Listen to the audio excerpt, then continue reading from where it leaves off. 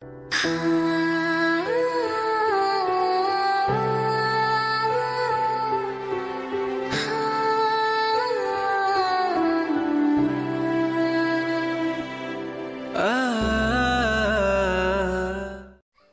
সাহেব ঘুমিয়েছিলেন। রাত তখন ৩টা। হঠাৎ তার ফোনটি বাজতে শুরু করলো। তিনি ফোনটির নাম্বার দেখে বুঝতে পারলেন কলটি থানা থেকে এসছে। তিনি ফোনটি রিসিভ করে বলতে লাগলেন, কি হয়েছে, এত রাতে কল দিয়েছো কেন?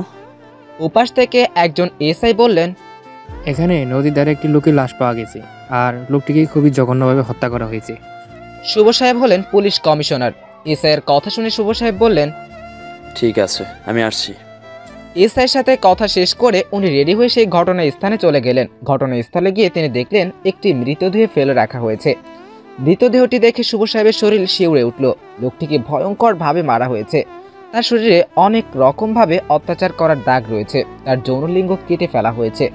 শুভ সাহেব এসআইকে বললেন, কে বা কারা মেরেছে, কোনো কিছু জানতে পেরেছো? না স্যার, কিন্তু লাশের পাশে এই গিফটের বক্সটি ছিল। ও, আপনাদের তো বলাই হয়নি। এসআইয়ের নাম ছিল রানা। শুভ সাহেব রানার হাত থেকে বক্সটি নিলেন। বক্সটি খুলে তিনি দেখতে পারলেন একটি মেয়ে পুতুল। পুতুলটিকে দেখে মনে হচ্ছে যেন কোনো মেয়েকে ধর্ষণ করলে যেরকম দেখা যায় ঠিক সেই রকম পুতুলটিকে দেখা যাচ্ছে। চুলগুলো এলোমেলো, কাপড় এলোমেলো এবং কাটাছেঁড়ায় দাগ। পুতুলটি দেখে শুভ সাহেব বললেন, রানা, লাশটি পোস্টমর্টমের রিপোর্টের জন্য পাঠিয়ে দাও। দেখো কোনো প্রমাণ পাওয়া যায় কিনা খুনির বিরুদ্ধে। রানা ঠিক আছে বলে সেখান থেকে চলে গেল। আকাশ ঘুম থেকে উঠে দেখতে পেল ৯টা বেজে গেছে। হ্যাঁ, আমাদের গল্পের নায়ক আকাশ। আকাশের আজ ঢাকা বিশ্ববিদ্যালয়ের প্রথম দিন। সে এতিম, তার এই পৃথিবীতে কেউই নেই। আকাশ এবার অনার্স সেকেন্ড ইয়ারে। সে টুকটাক কিছু কাজ করে তার জীবিকা বহন করে। তার বাড়িওয়ালার ছোট ছেলেকে পড়ায়। তার সুবাদে ছাদের একটি রুম এসে থাকে। তার বড়লোকদের মতো এত দামি দামি পোশাক নেই। আকাশ তাড়াহুড়ো করে রেডি হয়ে ভার্সিটির জন্য বের হলো। আকাশ যখন ভার্সিটিতে প্রবেশ করলো, সবাই আকাশের দিকে তাকিয়ে আছে। দেখ দেখ কি খ্যাত যাচ্ছে। এসব খ্যাতগুলো যে কিভাবে ভার্সিটিতে চান্স পাই বুঝতেই পারি না। আকাশ এই কথাগুলোতে কিছুই মনে করলো না, কারণ সেই কথাগুলো শুনতে শুনতে অভ্যস্ত হয়ে গেছে। কলেজ লাইফেও তার এই কথাগুলো অনেক শোনা লেগেছে। সে ভাবছিল ভার্সিটিতে সবাই তাকে ভালো চোখে দেখবে, কিন্তু এখানেও তাকে সেই খ্যাত উপাধি দিয়ে শুনতে হলো। আকাশের গায়ের পোশাক দেখে কেউ তার সাথে কথা বলতে চাচ্ছে না। তার একটু সাহায্য প্রয়োজন ছিল, কারণ সে তার ক্লাসটি খুঁজে পাচ্ছে না। আকাশ মনে মনে ভাবছে আর তার ক্লাসরুম খুঁজছে। আমাদের সমাজটা এমন কেন? আমি এতিম ক্ষেত, দেখতে আমার গায়ে ভালো পোশাক নেই বলে আচ্ছা আমাকে এতটুকু সাহায্য করলো না কেউ। যেমন একটি মেয়ে ধর্ষণ হলে তাকে কেউ দেখতে পারে না, আর সেই মেয়েটি কি ইচ্ছা করে ধর্ষিত হয় নাকি? তেমনি আমিও কি ইচ্ছে করে এতিম হয়েছি? এই কথা ভাবতে ভাবতে আকাশ তার ক্লাসরুম খুঁজতে থাকলো। সে খুব কষ্ট করে তার ক্লাসরুম খুঁজে পেল। আকাশ ক্লাসে ঢুকে দেখে সবাই তার দিকে তাকিয়ে রয়েছে। তাই আকাশ পিছনের দিকে একটা বেঞ্চের কোনায় গিয়ে বসলো। হঠাৎ ক্লাসরুমে একে একে ৬ জন ছেলে প্রবেশ করলো। তাদের দেখেই বোঝা যাচ্ছে বড়লোক বাবার বখাটে ছেলে। আকাশ খেয়াল করলো তাদের ভেতর একটি ছেলে তার দিকে চোখ লাল করে তাকিয়ে রয়েছে। আকাশ শান্ত ভঙ্গিতে বলল, কি হয়েছে ভাইয়া, কোনো সমস্যা? এই কুত্তার বাচ্চা, তুই আমার বেঞ্চে বসেছিস কেন? জানিস না এই বেঞ্চে বসা নিষেধ? ৬ জন ছেলের মধ্যে একজন ছেলের নাম ছিল জিহাদ।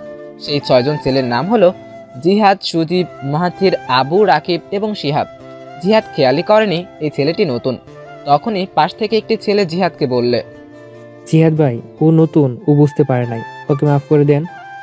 পাশ থেকে এই কথাগুলো বলা ছেলেটির নাম ছিল শরীফ। তখন জিহাদ আকাশকে ভালোভাবে দেখে বুঝতে পারলো ছেলেটি আসলেই নতুন। আজ নতুন বলে বেঁচে গেলি, এরপর থেকে এই বেঞ্চে বসলে তোকে আর বসার মতো অবস্থায় রাখবো না।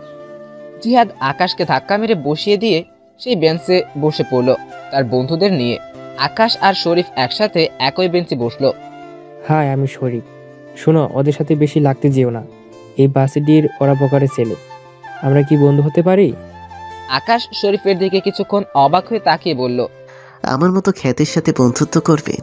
তোমাকে নিয়ে তো সবাই হাসাহাসি করবে। শরীফ আকাশের কথা শুনে একটু মুচকি হাসলো। কে বলেছে তুমি ক্ষেত? আর হ্যাঁ, মানুষের বাইরের দিকটা দেখে বন্ধুত্ব করি না। তোমাকে দেখে মনে হলো তোমার মনটা অনেক ভালো, আর তুমি অনেক শান্ত ছেলে, তাই তোমার সাথে বন্ধুত্ব করতে এসেছি। ফিরিয়ে দেবে আমাকে? আমি কি তোমার বন্ধু হওয়ার যোগ্য নই? না না, কি বলছো? বরং আমি তোমার বন্ধু হবার যোগ্য নই। আমি একজন এতিম ছেলে। আচ্ছা ঠিক আছে, আজ থেকে আমরা বন্ধু। বন্ধু যখন হয়েছিস তখন কিন্তু তুই করে বলতে হবে। আর হ্যাঁ, এদের কথায় পাতা দিস না, এখানে তোকে অনেকে অপমান করবে। কিন্তু হ্যাঁ, একটা কথা, তুই আমাকে সবসময় পাশে পাবি। আকাশ শরীফের কথা যতই শুনছে ততই অবাক হচ্ছে। আকাশ হ্যাঁ সম্মতি দিয়ে মাথা নাড়ালো। তারপর দুজন মিলে সব ক্লাস করে যে যার বাড়ি চলে গেল। এদিকে পুলিশ অনেক তদন্ত করেও এমন কোনো প্রমাণ পায়নি যাতে খুনিকে চিহ্নিত করা যায়। রানা শুভ সাহেবের কেবিনে যেয়ে দেখলেন শুভ সাহেব অনেক চিন্তিত হয়ে বসে আছেন। কি হয়েছে স্যার? আপনি এত চিন্তিত কেন? কোনো সমস্যা হয়েছে কি? হ্যাঁ, অনেক বড় সমস্যা হয়েছে। আপনি জানেন লাশটা পাওয়া গেছে সে কে? সে হলো বাংলাদেশের টপ বিজনেসম্যানদের মধ্যে একজনের ছেলে। সে তার পাওয়া লাগিয়ে পুলিশের উপর চাপ সৃষ্টি করেছে। যে করেই হোক সেই খুনিকে আমাদের ধরতেই হবে। জি স্যার, আমরা আমাদের সম্পূর্ণ দিয়ে চেষ্টা করব। আশা করি খুনিকে খুব শীঘ্রই ধরতে পারবো। এই কথাগুলো বলে রানা শুভ সাহেবের কাছ থেকে অনুমতি নিয়ে তার কেবিন থেকে চলে গেল। সেই হত্যাকাণ্ড ঘটায় কিছুদিন পর একজন ব্যক্তি রাতে একা হেঁটে যাচ্ছিল। হঠাৎ সে রাস্তার পাশে একটি জায়গায় দেখতে পেল একটি লাশ পড়ে আছে। সে অনেকটাই ভয় পেয়ে পুলিশকে ফোন করলো। সেখানে রানা ও শুভ সাহেব চলে গেলেন। তারা ঘটনাস্থলে পৌঁছে দেখলেন একটি লাশ পড়ে আছে। তারা লাশটিকে পর্যবেক্ষণ করে দেখতে পেল আগের লাশের মতোই ইলাস্টিক হত্যা করা হয়েছে। খুবই নিখুঁতভাবে হত্যা করা হয়েছে, কোনো প্রমাণই খুনি রাখেনি। সেই আগের মতো একটি গিফট বক্স রাখা লাশের পাশে। সেটি খুলে শুভ সাহেব দেখলেন সেই আগের মতোই একটি পুতুল। পুতুলটিকে দেখে মনে হচ্ছে যেন একটা ধর্ষিতা মেয়ের প্রতিচ্ছবি। এবার শুভ সাহেব আরও টেনশনে পড়ে গেলেন। দুটো খুন হয়ে গেল, কিন্তু খুনির বিরুদ্ধে কোনো প্রমাণই পাওয়া গেল না। তার পরের দিন সকালে আকাশ তার ভার্সিটিতে যাওয়ার জন্য রেডি হচ্ছে। আকাশ ভার্সিটিতে এসে শরীফের সাথে একটি জায়গায় বসে আড্ডা দিচ্ছে। হঠাৎ একটি মেয়ে তাদের সামনে এসে দাঁড়ালো। আসসালামু আলাইকুম ভাইয়া, এই ডিপার্টমেন্টের ক্লাসরুমটি কোন দিকে বলতে পারবেন? আকাশ মেয়েদের সাথে বেশি কথা বলে না, তাই সে মাথা নিচু করে চুপ করে বসে আছে। পাশ থেকে শরীফ বলল, কোন ইয়ারে পড়েন আপনি? আপনাকে তো আগে কখনো দেখিনি ফার্স্ট ইয়ারে। না, আমি সেকেন্ড ইয়ারের স্টুডেন্ট, আর আমি এখানে ট্রান্সফার নিয়ে এসেছি। রিয়া হলো আমাদের গল্পের নায়িকা। রিয়া আকাশদের সাথে একই সাথে পড়ে, অর্থাৎ অনার্স সেকেন্ড ইয়ারে। বাকি ব্যাপারে আমরা আস্তে আস্তে জানতে পারবো। ও আচ্ছা, ঠিক আছে। শরীফ রিয়াকে তাদের ক্লাসরুমটি দেখিয়ে দিল। রিয়াকে শরীফ ক্লাসরুম দেখিয়ে দেওয়ার পরে আকাশকে বলল, বন্ধু, মেয়েটা অনেক সুন্দর না? আমাদের ক্লাসে পড়ে কিন্তু। কোন মেয়েটা? আরে এদিকে ওদিকে কোথায় দেখাচ্ছিস? যেই মেয়েটা কেবল আমাদের কাছে ক্লাসরুমটার কথাই জিজ্ঞেস করেছিল তার কথা বলছি। আচ্ছা, তুই মেয়েটির দিকে তাকাসনি? মানে আসলে না, তাকাইনি। এরপর তারা দুইজন একটু গল্প করে ক্লাসরুমে চলে গেল। ক্লাসরুমে যে শরীফ দেখলো সেই মেয়েটি বসে আছে। এ আকাশ, দেখ দেখ, ওই মেয়েটি একটু আগে আমাদের কাছে ক্লাসরুমের কথা জিজ্ঞেস করেছিল। আকাশ ঠিক মতো না তাকিয়ে বলল, ও আচ্ছা ঠিক আছে, এবার আয় বসি, না হলে স্যার চলে আসবেন এখনই। তারপরই স্যার চলে আসলেন। আজ সাথে আরেকটি ছেলেও এসছে। স্যার ছেলেটিকে দেখিয়ে সবাইকে উদ্দেশ্য করে বললেন, এই হলো রাহাত, আজ থেকে তোমাদের সাথে পড়বে। আর রিয়া মা, তুমি একটু দাঁড়াও। ও হলো রিয়া। রিয়াও আজ থেকে তোমাদের ক্লাসমেট। আমি আশা করছি তোমরা ওদের সাথে মিলেমিশে পড়াশোনা করবে। ও হ্যাঁ, আমি তো ভুলে গিয়েছিলাম। আকাশ, তুমিও দাঁড়াও। ও হলো আকাশ, ও তোমাদের নতুন ক্লাসমেট। তারপর আকাশ রিয়া ও রাহাতকে সবার সাথে পরিচয় করিয়ে দিয়ে ক্লাস শুরু করলেন। ক্লাস প্রায় অর্ধেক শেষ হবার পর জিহাদ ও জিহাদের বন্ধুরা এলো। তারা স্যারের কাছে অনুমতি না নিয়েই ক্লাসরুমে প্রবেশ করে বসে পড়লো। স্যারও তাদেরকে কিছুই বলতে পারেন না, কারণ তাদের বাবার অনেক পাওয়ার। দেখতে দেখতে আজকের দিনের মতো সকল ক্লাস শেষ হয়ে গেল আকাশদের। ক্যাম্পাসে বসে জিহাদ ও তার বন্ধুরা আড্ডা দিচ্ছে ও মেয়েদের ইফটিজিং করছে। আচ্ছা জিহাদ, শিহাবাজ আসলো না কেন? ওর ফোন বন্ধ, তুই কি কিছু জানিস? না তো, আমি তো কিছু জানি না। আমি ওর সকাল থেকে অনেকবার কল দিয়েছি ওকে, কিন্তু ফোন বন্ধ বলছে। আচ্ছা চল ওর বাসায় যাই, গিয়ে দেখে আসি ওর কি হয়েছে। ইতিমধ্যে শিহাবের বাড়ি খবর চলে গেছে শিহাব মারা গেছে। তাকে কেউ নৃশংসভাবে হত্যা করেছে। হ্যাঁ, রাতে যে লাশ পাওয়া গেছে সেটা শিহাবের লাশ ছিল। শিহাবের বাসার লোকেদের মনে কালো মেঘ জমে আছড়ে পড়ছে বৃষ্টি। তার মা তো কান্না করতে করতে অজ্ঞান হয়ে গেছে। ছেলে যতই খারাপ হোক না কেন, মায়ের কাছে সে তার তো সন্তান। জিহাদ ও তার বন্ধুরা শিহাবের বাসায় গিয়ে এইসব ঘটনা জানতে পারে। তারা শুনে অনেকটাই অবাক হয় আর অনেক দুঃখ পেল। জিহাদ ও জিহাদের বন্ধুরা শিহাবের বাসা থেকে বের হয়ে গেটের সামনে দাঁড়িয়েছিল। তখনই পুলিশ তাদেরকে নিয়ে থানায় চলে আসে। আমাদের এভাবে থানায় নিয়ে আসা হয়েছে কেন? আমরা কি করেছি? আপনি জানেন আমার বাবাকে? আমি চাইলে আপনার চাকরি এখনই কেড়ে নিতে পারি। রানা জিহাদের কোনো প্রশ্নের উত্তর না দিয়েই ভিতর থেকে শুভ সাহেবকে ডেকে আনলেন। দেখো, শান্ত হও। তোমাদের এখানে শুধু জিজ্ঞাসাবাদের জন্য ডাকা হয়েছে। আমরা যা যা জানতে চাই তা তোমরা সত্য করে বলবে। তোমরা কি চাও না তোমার বন্ধুর খুনি শাস্তি পাক? জিহাদ এবার একটু শান্ত হয়ে শুভ সাহেবকে হ্যাঁ সম্মতি দিল। শুভ সাহেব মাহাতিরকে উদ্দেশ্য করে বললেন, মাহাতির, কাল বিকাল 5টার পর তোমরা কোথায় ছিলে এবং কি কাজ করছিলে? আমি তো আমার এক আঙ্কেলের বাসায় গিয়েছিলাম, আমি সেখানেই রাতে ছিলাম। তুমি তোমার কোন আঙ্কেলের বাসায় ছিলে? তার ঠিকানা আর ফোন নাম্বার দাও। আপনারা কি আমাকে সন্দেহ করছেন? আমি তো বলছি, কালকে আমি আমার এক আঙ্কেলের বাসায় ছিলাম। না, তুমি কালকে তোমার কোনো আঙ্কেলের বাসায় ছিলে না। তুমি তখন শিহাবকে মারতে ব্যস্ত ছিলে, তাই না? না, আমি শিহাবকে কেন মারতে যাব? শিহাব তো আমার অনেক ভালো বন্ধু ছিল। আপনারা কিসের ভিডিওতে বলতে পারেন আমি শিহাবকে মেরেছি? শিহাবকে কেউ বিকাল 5টার সময় ফোন করে বাইরে ডেকেছিল। তারপর থেকেই শিহাবকে আর খুঁজে পাওয়া যাচ্ছে না। আর সেই ফোন কলটি তোমার নাম্বার থেকে এসেছিল। আর তুমিও বিকাল 5টার পর কোথায় ছিলে সেটির খবর তুমি সঠিকভাবে দিচ্ছ না। না, আমি শিহাবকে ফোন করিনি। আমি তো তখন অন্য কাজে ব্যস্ত ছিলাম। অন্য কাজ? অন্য কী কাজ? এই দেখো কল লিস্ট, সর্বশেষ কল এসেছে তোমার নাম্বার থেকে। আমি সত্যই বলছি, আমি শিহাবকে ফোন করিনি। আসলে আমি একটা মেয়ের সাথে দেখা করতে গিয়েছিলাম। আমি বাসায় সেই মেয়েটির কথা বলতে পারবো না বলে আব্বুকে বলেছিলাম আমি আঙ্কেলের বাসায় যাচ্ছি, আর তার সাথেই আমি রাতে ছিলাম। এই কথা শুনে জিহাদ ও জিহাদের বন্ধুরা একটু অবাক হয়, কারণ তারা যত মেয়েদের সাথে দেখা করুক না কেন তারা সবাই সবার কথা জানতো।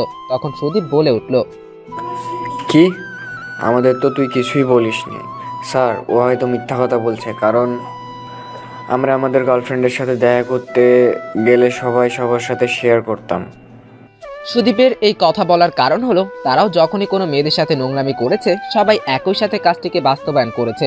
কিন্তু কাল রাতে এরকম কোনো ঘটনাই তাদের তো জানা ছিল না, তাই তারা মাহাতির উপর সন্দেহ করছিল সেই হয়তোবা শিহাবকে খুন করেছে। মাহাতির এবার অনেকটাই ভীত হয়ে যায়, কারণ কাল রাতে সে একটি মেয়েকে ধর্ষণ করেছে। শেষে এই মেয়েটিকে অনেক ভয় দেখিয়ে চুপ থাকতে বলেছে, কিন্তু এই নিয়ে যদি বেশি বাড়াবাড়ি হয় তাহলে সেই কথাটাও প্রকাশ্যে চলে আসবে। হলো মাহাতির, এবার তুমি কিছু বলবে? আচ্ছা, সেই মেয়েটির নাম্বার দাও, আমরা তার সাথে কথা বলবো। মাহাতির এবার আরো ভয় পেয়ে গেল। সে কোনোভাবেই সেই মেয়েটির নাম্বার দিতে চাইল না রানাকে। রানার লিভার অনেকটাই সন্দেহ ছিল, এমনকি মাহাতিরের বন্ধুদেরও। তাই রানা পাশে থাকা পুলিশদের বললেন মাহাতিরকে গ্রেপ্তার করতে এবং তাকে রিমান্ডে নিতে সত্য কথা বের করার জন্য। আজ ভার্সিটিতে এসে রিয়া কাউকে খুঁজছে। হ্যাঁ, রিয়া আকাশকে খুঁজছে। রিয়া আকাশকে আগে থেকেই পছন্দ করত। হ্যাঁ, সে আকাশকে আগে থেকেই চিনত। রিয়া একদিন শপিং করে বের হচ্ছিল, ঠিক তখন সে আকাশকে একজন দরিদ্র লোককে সাহায্য করতে দেখেছিল। রিয়া ওই এলাকা দিয়েই অনেকবার যাতায়াতের সময় আকাশকে অনেক জনসেবামূলক কাজ করতে দেখেছিল। সেখান থেকে রিয়া আকাশকে পছন্দ করত। কাল কখন সে ভার্সিটিতে এসে আকাশকে দেখেছিল সে মনে মনে অনেক খুশি হয়েছিল। সে তার ক্লাসরুম জানা সত্ত্বেও আকাশের কাছে জিজ্ঞেস করেছিল তার ক্লাসরুমটি কোথায়, কিন্তু আকাশ তার দিকে একবারও ফিরেও তাকায়নি। রিয়া খুঁজতে খুঁজতে হঠাৎ দেখতে পেল ক্যাম্পাসের একটি গাছের নিচে একটি ছেলে বসে আছে। রিয়া তার দিকে এগিয়ে গেল। ছেলেটি রিয়ার উল্টো পাশে মুখ করেছিল, তাই রিয়া তার চেহারা দেখতে পাচ্ছিল না। রিয়া যখন ছেলেটির সামনে গেল সে দেখলো ছেলেটি রিয়াদ। রিয়া দেখলো রিয়াদ একটু চমকে একটু কাগজ সে লুকানোর চেষ্টা করছে। আরে রিয়াদ, তুমি এখানে কি করছো? আর তোমার হাতে কি? রিয়াদের কথা শুনে অনেকটাই চমকে গেল। সে নিজেকে স্বাভাবিক করে বলল, আসলে আমার একা থাকতে ভালো লাগে না, এই জন্য আমি এখানে বসে আছি। আর আমার হাতে একটা চিঠি ছিল। বাহ, 1-2 দিন আসতে না আসতেই প্রেমপত্র পেয়ে গেলে? তা ভালোই তো। কই দেখাও আমাকে, কি লিখেছে? না, এটা আমার পার্সোনাল চিঠি। আর হ্যাঁ, এটা কোনো প্রেমপত্র নয়, এটি আমার এক দূর সম্পর্কের আত্মীয় পাঠিয়েছে। এগুলো বলে রিয়াদ সেখান থেকে চলে গেল। রিয়াদকে যেতে দেখে রিয়া একটু মুচকে আসলো। সেই হাসিতে লুকিয়ে আছে অনেক রহস্য। রিয়াদ থেকে কিছু দূরে এসে একজনকে কল করলো। আমি চিঠিতে দেখেছি, কিন্তু একটা সমস্যা হয়ে গিয়েছে। একটি মেয়ে আমাকে এই চিঠিটি পড়তে দেখেছিল, কিন্তু ওই চিঠিতে কী লেখা ছিল এটা সে জানতে পারেনি। আমি তার দেখার আগেই সরিয়ে ফেলেছি। আমি চিঠিতে দেখেছি, কিন্তু একটা সমস্যা হয়ে গেছে। একটি মেয়ে আমাকে ওই চিঠি পড়তে দেখেছিল। তাহলে আমাদের কি হতো তুমি ভাবতে পারছো?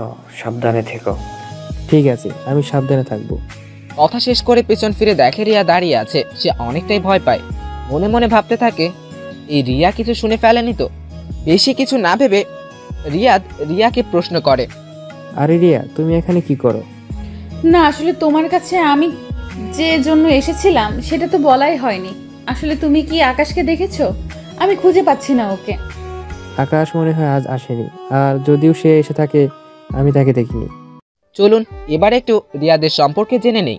রিয়াদ আকাশের মতোই এতিম, তারও এই দুনিয়াতে আপন বলতে কেউই নেই। সে কিছু টুকটাক কাজ করে তার জীবিকা বহন করে।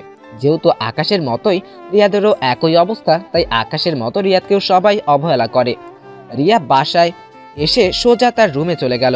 মনটা আজকে খুব একটা ভালো নেই, কারণ সে তার ভালোবাসাকে আজ দেখতে পারেনি। তাকে না দেখলে তার জন্য একটু মুহূর্তও কাটে না। কিন্তু সে অন্য একটি জিনিস ভেবে একটু খুশি হয়েছে, যেটা কি তা আমরা এখনো জানি না, কিন্তু গল্পের সাথে থাকলে জানতে পারবো। পরের দিন রিয়াদ ভার্সিটিতে গেল। গিয়ে সে আকাশকে গাছের নিচে বসে থাকতে দেখলো। সে আকাশের কাছে গেল। কেমন আছেন আপনি? এই তো ভালো আছি, আপনি কেমন আছেন? একটু আগ পর্যন্ত ভালো ছিলাম না, কিন্তু এখন ভালো আছি। মানে আমি ঠিক বুঝলাম না। আপনার বোঝা লাগবে না। কি করছেন এখানে? কবিতা পড়ছি, আর এই নির্জন প্রকৃতিও অনুভব করছি। আমাকেও শোনান না একটু কবিতা। আজি বাদল ঝরে মোর একেলা ঘরে, হাই কি মনে পড়ে মন এমন করে। হাই এমন দিনে কে নির্হারা পাখি, যাও কাটিয়া কোথায় কোন সাথীরে ডাকি। তোর ফেঙেতে পাখা কোনো কুল ছড়ে, আয় ঝড়ের পাখি আয়ে একা বুকে।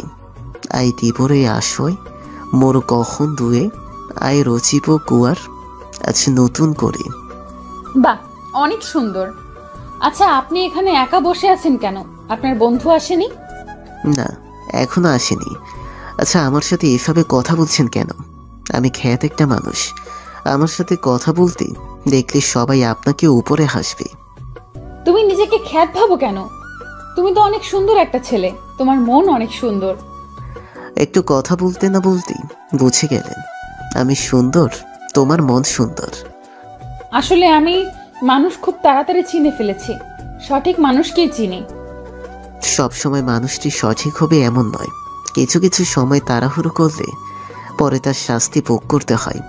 হ্যাঁ, তোমার কথাটাও ঠিক, কিন্তু এই ক্ষেত্রে আমি ঠিক মানুষই চিনেছি। আকাশ একটু বিরক্ত হয়ে উঠে চলে যাচ্ছিল। আকাশ চাইছিল রিয়া যেন তার সাথে কথা না বলুক, কারণ রিয়া যে দিন থেকে ভার্সিটিতে এসেছে সেদিন থেকে আকাশ লক্ষ্য করেছে রিয়া তার দিকে ড্যাব ড্যাব করে তাকিয়ে থাকে, আর আকাশ এটি মোটেও পছন্দ করে না। আকাশ চলে যাচ্ছিল দেখে রিয়া পিছন থেকে তার হাতটি ধরল আর বলল, আমরা কি বন্ধু হতে পারি? কথা দিচ্ছি খুব ভালো বন্ধু হয়ে থাকবো। আকাশ প্রথমে না করলেও রিয়ার জোরাজোরিতে হ্যাঁ বলতে বাধ্য হয়। এদিকে মাহাতিকে রিমান্ডে নেওয়া হয়েছিল, কিন্তু সে একটি কথাই বলে যাচ্ছে, সে কোনো খুন করেনি। তাই রানা অতিষ্ঠ হয়ে শুভ সাহেবের কাছে গেলেন। স্যার, মাহাতি তো কোনো স্বীকারোক্তি দিচ্ছে না। স্যার, আমরা এখন কি করব? যে করে হোক সত্যি কথা বের করে ওর মুখ থেকে। স্যার, একটা কাজ করলে কেমন হয়? কি কাজ? স্যার, ওকে বাইরে নিয়ে যদি আমরা বলি ওকে জঙ্গলে নিয়ে গিয়ে মেরে ফেলতে যাচ্ছে, মরার ভয়ে যদি সত্যি কথাটা বলে দেয়? ঠিক আছে, তবে তাই করো, কিন্তু একটা কথা মনে রেখো, যেন কিছু না হয়। Okay sir. তারপর রানা সাহেব মাহাতিকে নিয়ে জঙ্গলের দিকে যাচ্ছিলেন। হঠাৎ তারা দেখলেন সামনে কে বা কারা গাছ কেটে রাস্তা বন্ধ করে রেখেছে। গাড়িটি সেই গাছের সামনে থামলে হঠাৎ করে গাড়ির আশপাশ থেকে গ্যাস বের হতে থাকে। তারপর কারোরই আর কিছু মনে নেই। রানা সাহেব চোখ খুলে দেখলেন তিনি একটি রুমে রয়েছেন। তিনি ভালো করে তাকিয়ে দেখলেন এটি হাসপাতাল রুম। তাকিয়ে দেখলেন শুভ সাহেব বসে আছেন। একটি চিন্তিত দেখা যাচ্ছে তাকে। তাকিয়ে চিন্তিত দেখে রানা সাহেব বললেন, কি হয়েছে স্যার? আপনি এত চিন্তিত কেন? একটা খারাপ খবর আছে। তোমরা যখন অজ্ঞান হয়ে গেছিলে তখন কে বা কারা মাহাতিকে তুলে নিয়ে গেছে। উপর থেকে অনেক স্রাব আসছে, কারণ ওটা কোনো অফিসিয়াল কাজ ছিল না। আমাদের নিজ ইচ্ছায় আমরা ওকে বাইরে বের করেছিলাম। আচ্ছা, তোমার কি কিছু মনে আছে? রানা সাহেব এবার পুরো ঘটনাটি খুলে বললেন শুভ সাহেবকে। শুভ সাহেব সব শুনে তিনি এটা ভেবেছিলেন যে মাহাতিরের কোনো লোকই মাহাতিকে বাঁচানোর জন্য তুলে নিয়ে গেছে। কয়েকদিন পর রিয়া ও আকাশ একসাথে কথা বলছে। আচ্ছা আকাশ, তুমি কাউকে ভালোবাসো? হঠাৎ এমন প্রশ্ন করলে কেন? আরে যেটা বলেছি সেটার উত্তর দাও না, উল্টো প্রশ্ন করছো কেন? না, আমি কাউকে ভালোবাসি না। এতিমের কাউকে ভালোবাসা মানায় না। ঠোঁটের কোণে মুচকি হাসি রেখে আকাশ রিয়াকে এই কথাগুলো বলল। রিয়া একটু রাগী মুখ নিয়ে বলল, কেন কেন ভালোবাসা যাবে না? সবারই অধিকার আছে ভালোবাসার। আচ্ছা, কেউ যদি এখন তোমাকে বলে তোমাকে অনেক ভালোবাসি, তুমি কি করবে? আমার মতো একটা এতিম ছেলেকে কেই বা ভালোবাসবে?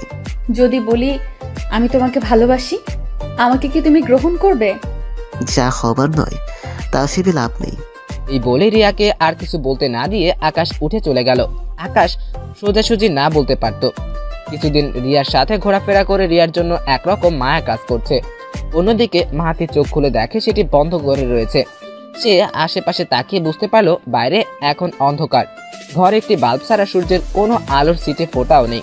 হঠাৎ করে দরজা খুলে দুজন লোক প্রবেশ করলো। মাহাতি চোখে মুখে ভয়ের ছাপ রেখে তাদের দিকে তাকালো। সে আরো ভয় পেয়ে গেল আর অনেকটা অবাকও হলো, কারণ তার সামনে করে দাঁড়িয়ে আছে রিয়াদ। কিন্তু রিয়াদের সাথে আরেকজন কে আছে, তাকে মাহাতি চিনতে পারলো না। মাহাতি অবাক হয়ে বলল, রিয়াদ, তুই এখানে? ভাই, আমাকে তুই বাঁচা। কে বা কারা আমাকে এখানে কিডন্যাপ করে এনেছে? রিয়াদের প্রথম দিন যখন স্যার তাকে পরিচয় করিয়ে দিচ্ছিল, তখন মাহাতি রিয়াদকে দেখেছিল। রিয়াদ মাহাতির মুখে সজোরে চেপে ধরে বলতে লাগলো, এই কুত্তার বাচ্চা, তোকে কে বা কারা না আমরা এনেছি এখানে? কি রে, তুই এনেছিস? কিন্তু কেন? দেখবি কেন? এটা বলে রিয়াদ মাহাতির সামনে থাকা টিভিতে একটি ভিডিও ওপেন করলো। সেখানে দেখানো হচ্ছিল আগের দুইটি খুন কিরকম নির্মমভাবে করা হয়েছে, কত কষ্ট কত অত্যাচার দিয়ে তাদেরকে মারা হয়েছে। আর তা করছে রিয়াদ ও রিয়াদের সাথে থাকা মুখোশধারী সেই ব্যক্তি। মার্থি ভালোভাবে খেয়াল করে দেখলো ভিডিওতে যেই ঘরের মধ্যে তাদের অত্যাচার করা হচ্ছে, ভাবে জানতে পেরেছিল আকাশের কালো রং অনেক পছন্দ। ভার্সিটিতে এসে সে শুধু আকাশকেই খুঁজছে। আশেপাশের মানুষজন তার দিকে যে মুগ্ধভাবে চেয়ে আছে সেটার দিকে তার কোনো খেয়াল নেই। অবশেষে সে আকাশকে দেখতে পেল। আকাশ, কেমন আছো? আকাশ পিছন ফিরে রিয়াকে দেখে যেন আর চোখ সরাতে পারছে না, যেন তার সামনে কালো শাড়িতে কোনো এক পরী দাঁড়িয়ে আছে। রিয়া আকাশকে এইভাবে তাকিয়ে থাকতে একটু লজ্জা মাখা মুখ নিয়ে বলল, কি দেখছো এভাবে তাকিয়ে? তোমাকে, শুধু তোমাকে, যেন এক পরী দাঁড়িয়ে আছে আমার সামনে। পরক্ষণেই আকাশ কি বলল সেইটা ভেবে সে তার জিহ্বায় কামড় দিল। আর রিয়া তো লজ্জায় শেষ। রিয়া এইভাবে আরো খুশি হলো যে সে আকাশের চোখে সুন্দরী হতে পেরেছে। তার ভালোবাসার মানুষ তাকে পরী বলেছে। আকাশ, তোমার সাথে আমার কিছু কথা আছে। তুমি কি আমার সাথে ওইদিকে যেতে পারবে? কি কথা বলবে যা এখানে বলা যাবে না? ওইদিকে গেলেই বুঝতে পারবে কি কথা বলবো। আকাশ ও রিয়া ক্যাম্পাসের একটু সাইডে হাঁটছিল। এদিকে তেমন কেউ আসে না। আশেপাশে 4-5টার মতো, তারাও দুজনে চুপ হয়ে আছে। হঠাৎ রিয়া নীরবতা ভেঙে আকাশের সামনে হাঁটু গেড়ে হাতে একগুচ্ছ লাল গোলাপ নিয়ে বলল, বৃষ্টি নামুক আজ মুসুম ধারে, আসলে পড়ুক জল মন কিনারে, উজান পেয়ে তুমি এলে গল্প ছুঁয়ে যেন ডাক দিলে, ভেজা ভেজা পায়ের ছাপে বাসা খোঁজে অবাধ্য চড়ুই, সেই বাসাটা তোমার মনে, ঠাঁই দিবে কি তোমার মন গহীনে অবাধ্য চড়ুইকে? ভালোবাসি, বড্ড বেশি ভালোবাসি তোমাকে। আকাশ রিয়ার কথা শুনে কি বলবে তা কিছুই ভেবে পাচ্ছে না। তখন আকাশের ফোনে একটি কল এলো। আকাশ ফোনটা ধরলো। ফোনের ওপাশ থেকে ওই পাশের মানুষটা কি বলছে তা কিছু শুনতে পারছে না রিয়া।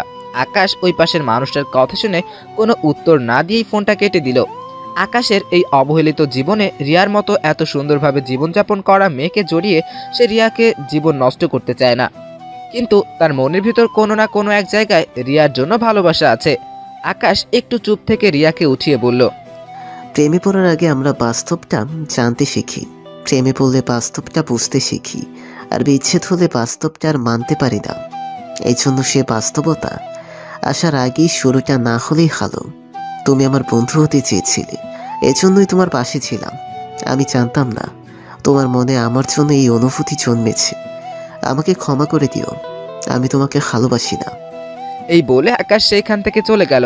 আর রিয়া সেখানেই কাঁদতে লাগলো। আকাশ তার দিকে একবারও তাকায়নি। রিয়া সেখান থেকে বাড়ির দিকে রওনা দিল। রিয়া যখনই ভার্সিটির ক্যাম্পাস থেকে বের হবে তখনই জিহাদ তার হাত ধরে টেনে দেয়। কোথায় যাচ্ছ সুন্দরী? আমাদেরও নিয়ে যাও। আমার হাত ছেড়ে দে জিহাদ, ভালো হবে না কিন্তু। তাহলে ভালোটাই দেখি। এই বলে জিহাদ রিয়ার শাড়ির আঁচলে হাত দিতে গেলে হঠাৎ আকাশ রিয়াকে টান মেরে তার নিজের কাছে নিয়ে নেয় আর জিহাদকে উদ্দেশ্য করে বলে, মেয়েদের সম্মান করতে শেখো। তোর জন্ম একজন মেয়ে দিয়েছে। জিহাদ রেগে আকাশকে মারতেই যাবে, ঠিক তখনই ভার্সিটির গেট দিয়ে পুলিশের গাড়ি ঢুকলো। গাড়ি থেকে এসআই বেরিয়ে এসে জিহাদ ও তার বন্ধুদের কাছে এসে বললেন, এখানে কি হচ্ছে? এত মানুষ কেন এখানে? তেমন কিছু না অফিসার, আপনি আপনার কাজে যান। আমি আমার কাজ করতে এসেছি, আমাদের সাথে একটু থানায় যেতে হবে। আমাদের থানায় যেতে হবে কেন? শিহাব হত্যা মামলায় আরও কিছু জানার বাকি আছে আমাদের, তাই তোমাদেরকে যেতে হবে। জিহাদ এক প্রকার বাধ্য হয়ে রানা সাহেবের সাথে গেল। যাওয়ার আগে জিহাদ আকাশকে চোখ রাগিয়ে গেল। আজকের মতো বেঁচে গেলি। এতক্ষণ রিয়া আকাশের দিকে মুগ্ধ নয়নে তাকিয়েছিল। রিয়া মনে মনে ভাবছে, কেউই জিহাদকে ভয় করানোর জন্য আমাকে বাঁচাতে আসলো না, কিন্তু আকাশ কিছু না ভেবেই আমাকে বাঁচাতে এসেছিল। তাহলে কি আকাশও আমাকে ভালোবাসে? এই কথাটা ভেবে একটু শান্তি পেল। আকাশ এবার তার হাত ছেড়ে চলে যেতে লাগলো। রিয়া পিছন থেকে বলল, কেন বাঁচালে আমাকে? তোমার যদি কিছু হয়ে যেত? তুমি রিয়া, এই জন্য আমি তোমাকে বাঁচাইনি। তোমার জায়গায় যে কোনো মেয়ে থাকলে আমি তাকে বাঁচানোর চেষ্টা করতাম। এই বলে আকাশ সেখান থেকে চলে গেল। আর রিয়ার মনে যেন আবার কালো মেঘ জমতে শুরু করলো। এখনই মনে হয় অঝোরে বৃষ্টি পড়বে। সেই বৃষ্টিতে ভাসে যাবে সবকিছু। রিয়া তাড়াতাড়ি তার বাসায় চলে গেল। রিয়া তার রুমে গিয়ে বালিশে মুখ গুজে অঝোরে কাঁদতে থাকলো। সে যতই কাঁদছে যেন তার ভিতর থেকে আরো কান্না আসছে। তার খুব বড় দামি কিছু হারিয়ে গেছে। রাতে তার মা দরজার পাশে দাঁড়িয়ে বলল, মা, এখন আর খাবো না, যাও তো, আমাকে একা থাকতে দাও। রিয়ার মা সেখান থেকে চলে গেল। রিয়ার মা জানে রিয়া কি রকম মেয়ে। রাতে মাহাতির জ্ঞান ফিরেছে। তাকে কাল এতটাই অত্যাচার করা হয়েছিল যে সে তার জ্ঞান হারিয়ে ফেলেছিল। জ্ঞান ফেরার কিছুক্ষণ পর আবার দরজা খুলে রিয়াজ ও সেই মুখোশধারী লোকটি রুমে প্রবেশ করলো। তাদের দেখে মাহাতি বলল, আমাকে ছেড়ে দাও। আমি তোমাদেরকে কি ক্ষতি করেছি? তোমাদের কি টাকা লাগবে? কত টাকা লাগবে বলো, আমিই দিচ্ছি। তাও আমাকে ছেড়ে দাও, আমি আর পারছি না। মাহাতিকে অত্যাচারের পাশাপাশি কিছু খেতেও দেওয়া হয়নি। মাহাতির কথা শুনে রিয়াদ বলল, আচ্ছা, তুই জীবনে কত পাপ করেছিস বলতে পারবি? কত মেয়ে জীবন নষ্ট করেছিস বলতে পারবি? মাহাতি এবার একটু ভয় পেয়ে বলল, কত মেয়ের জীবন নষ্ট করেছি মানে? আমি কোনো মেয়ের জীবন নষ্ট করিনি। রিয়াদ এবার একটু মুচকি হেসে মাহাতির ধারে একটু চেয়ারের সাথে শক্ত করে বেঁধে দিল। তারপর তার শরীরে ইলেকট্রিক ওয়্যার লাগিয়ে কারেন্ট শক দিল। মাহাতি যন্ত্রণায় চিৎকার করছিল। তা দেখে রিয়াদ ও সেই মুখোশধারী লোকটি হাসছিল। রিয়া ভার্সিটি থেকে আসার পর থেকে আজ অনেক কেঁদেছে। এখন সে কাঁদতে কাঁদতে ক্লান্ত। তখনই তার মনে পড়ল আকাশ তাকে বলেছিল, বারবার হেরে গিয়েও যারা আবার উঠে দাঁড়ায়, ব্যর্থতার কি সাধ্য আছে যে তাদেরকে ঠেকায়? হ্যাঁ, আমাকে আবার উঠে দাঁড়াতেই হবে। আমার ভালোবাসাকে আমি জয় করবই। পরের দিন ভার্সিটিতে রিয়া স্বাভাবিকভাবেই গেল। রিয়া ভার্সিটিতে গিয়ে দেখে আকাশ সেই আগের জায়গায় বসে আছে। রিয়া আকাশের কাছে গিয়ে বলল, ভালোবাসি তোমায়। আকাশ একটু চমকে উঠে রিয়ার দিকে তাকালো আর একটু বিরক্ত হয়ে সেখান থেকে উঠে চলে যাচ্ছিল। তখনই রিয়ার আকাশের পেছন থেকে তার হাত ধরলো আর বলল, কেন আমার সাথে এমন করছো? আমি তোমাকে অনেক ভালোবাসি, তোমাকে ছাড়া আমি বাঁচবো না। রিয়া, আমার হাত ছেড়ে দাও, আমি তোমাকে ভালোবাসি না। আকাশ, তুমি আমাকে কেন ভালোবাসবে না? আমার মধ্যে কি নেই বলো? আমি কি দেখতে অসুন্দর? আমার কি টাকা নেই? নাকি আমি শারীরিকভাবে কোনো দিক দিয়ে অক্ষম? দেখো রিয়া, তুমি কোনো দিকেই অক্ষম নয়। তুমি দেখতেও মাশাআল্লাহ অনেক সুন্দর, কিন্তু আমি তোমাকে ভালোবাসতে পারবো না। আমাকে মাফ করে দিও। এই বলে আকাশ সেখান থেকে চলে গেল। রিয়া সেখানে আর থাকলো না। আজ রিয়া কাঁদেনি, কারণ সে আবার চেষ্টা করবে। সে এত সহজে হার মেনে নিবে না। রাত 1টা, ফোন আবার বেজে উঠেছে। শুভ সাহেব এত রাতে ফোন এসেছে দেখে একটু ভয় পেয়ে গেলেন। 2 দিন আগে থেকে মাহাতি নিখোঁজ। জিহাদের সেদিন আবার উঠিয়ে আনার পরও কোনো কিছু জানা যায়নি মাহাতির ব্যাপারে। শুভ সাহেব ফোন ধরলেন। ফোনের উপাস থেকে রানা সাহেব বললেন, স্যার, মাহাতিরের লাশ পাওয়া গেছে। কি বলছো? রানা কোথায়? ভার্সিটির পাশে একটি মলার স্তূপের উপরে তার লাশটি পাওয়া গেছে। স্যার, লাশটিকে আগের 2টা লাশের চেয়েও বেশি অত্যাচার করে মেরে ফেলা হয়েছে। মাহাতিরের শরীরের চামড়া উঠিয়ে ফেলা হয়েছে। আর লাশের পাশে সে আগের মতোই একটি গিফটের বক্স রাখা আছে। আচ্ছা, আমি আসছি সেখানে। ফোনটি রেখে রেডি হয়ে ঘটনাস্থলে যাওয়ার জন্য রওনা হলেন। ঘটনাস্থানে পৌঁছে শুভ সাহেব রানার সাথে দেখা করলেন। রানা সাহেব শুভ সাহেবের হাতে একটি বক্স ধরিয়ে দিয়ে বললেন, স্যার বক্সটি এখনো খুলে দেখিনি, আপনি দেখে নিন স্যার। শুভ সাহেব বক্সটি খুললেন। সেই বক্সে আগের মতোই পুতুল রয়েছে, কিন্তু এবারের বক্সের পুতুলটির উপর নির্যাতন যেন আরো ফুটে উঠেছে। পুতুলটির শরীরে আরো কাটাছেঁড়ার দাগ। রানা সাহেব পুতুলটি দেখে বললেন, স্যার আমার মনে হচ্ছে খুনি এই পুতুলি দ্বারা আমাদের কিছু বোঝাতে চাচ্ছে। হ্যাঁ রানা, তুমি ঠিক বলেছ, কিন্তু কি বোঝাতে চাচ্ছ এখানে? স্যার সেটাই তো বুঝতেই পারছি না। এইসব কিছু আড়াল থেকে একজন দেখছিল। হ্যাঁ, সে আর কেউ নয়, সে হলো রিয়াদ। হঠাৎ তার কাঁধে একজনের হাত পড়লো। রিয়াদ পিছনে তাকিয়ে দেখে রিয়া তার কাঁধে হাত দিয়েছে। রিয়াদ হঠাৎ এই সময় রিয়াকে দেখে অনেকটাই চমকে যায়। ভীতু স্বরে বলে, আরে রিয়া, তুমি এখানে এত রাতে কি করছো? আমার তো একই প্রশ্ন, তুমি এত রাতে এখানে কি করছো? পুলিশ কমিশনার শুভ সাহেব আমার বাবা, তাই আমি তার সাথে এসেছি। রিয়াদ এবার আরো ভয় পেয়ে বলে, ভয় ভয় বলল, আসলে আমি এখান থেকে হাঁটছিলাম, হঠাৎ করে অনেক মানুষই ভিড় দেখলাম, তাই দেখে চেষ্টা করছিলাম সেখানে কি হচ্ছে। ও আচ্ছা, বাসায় চলে যাও, এত রাতে একা একা হাঁটাচলা করা ঠিক নয়। তারপর পুলিশ মাহাতির লাশ ময়নাতদন্তের জন্য পাঠিয়ে দেয়। রানা সাহেব থানায় এসে ভাবতে থাকেন, এই 3টি হত্যাকাণ্ডের মধ্যে একটা মাত্রই সম্পর্ক রয়েছে, আর তা হলো তারা 3 জনই বন্ধু ছিল। তারা যাই কাজ করতো একসাথে সবাই মিলে করত। রানা সাহেব ভাবতে লাগলেন, আচ্ছা এমন নয় তো বন্ধুরা মিলে কারো ক্ষতি করেছে আর সেই এদেরকে একে একে মেরে প্রতিশোধ নিচ্ছে? রানা সাহেব এই ভেবে শুভ সাহেবের কাছে গেলেন। শুভ সাহেবকে সব খুলে বললেন। শুভ সাহেবের কাছ থেকে অনুমতি নিয়ে তিনি পুরনো ফাইল ঘাঁটতে থাকলেন। তিনি দেখলেন এই 7 জন বন্ধুর নামে অনেক রেপ কেস, মারামারির কেস, এমনকি একটা দুটো খুনেরও কেস আছে। কিন্তু তাদের বাবারা সব জায়গায় টাকা খাইয়ে এগুলো মাটি চাপা দিয়ে রেখেছে। রানা সাহেব সবকিছু দেখে শুভ সাহেবের কাছে এলেন। শুভ সাহেবকে সবকিছু বললেন। দেখুন স্যার, এদের নামে কত কেস রয়েছে, এরা মানুষরূপী পশু। আমার তো মনে হয় এদের মধ্যেই কেউ এদেরকে মারছে স্যার। হ্যাঁ, এদের নামে অনেক কেস রয়েছে, কিন্তু এদের বাবারা প্রভাবশালী হয় এদের কেউ কিছু বলতে পারে না। স্যার তাহলে তো বাকি 4 জনের জীবনও ঝুঁকিতে রয়েছে। হ্যাঁ, তুমি ঠিকই বলেছ। একটা কাজ, তাদের পুলিশ দিয়ে পাহারা দেওয়ার ব্যবস্থা করো। Okay sir. তারপর রানা সাহেব জিহাদ ও তার বাকি 3 বন্ধুকে থানায় নিয়ে আসেন।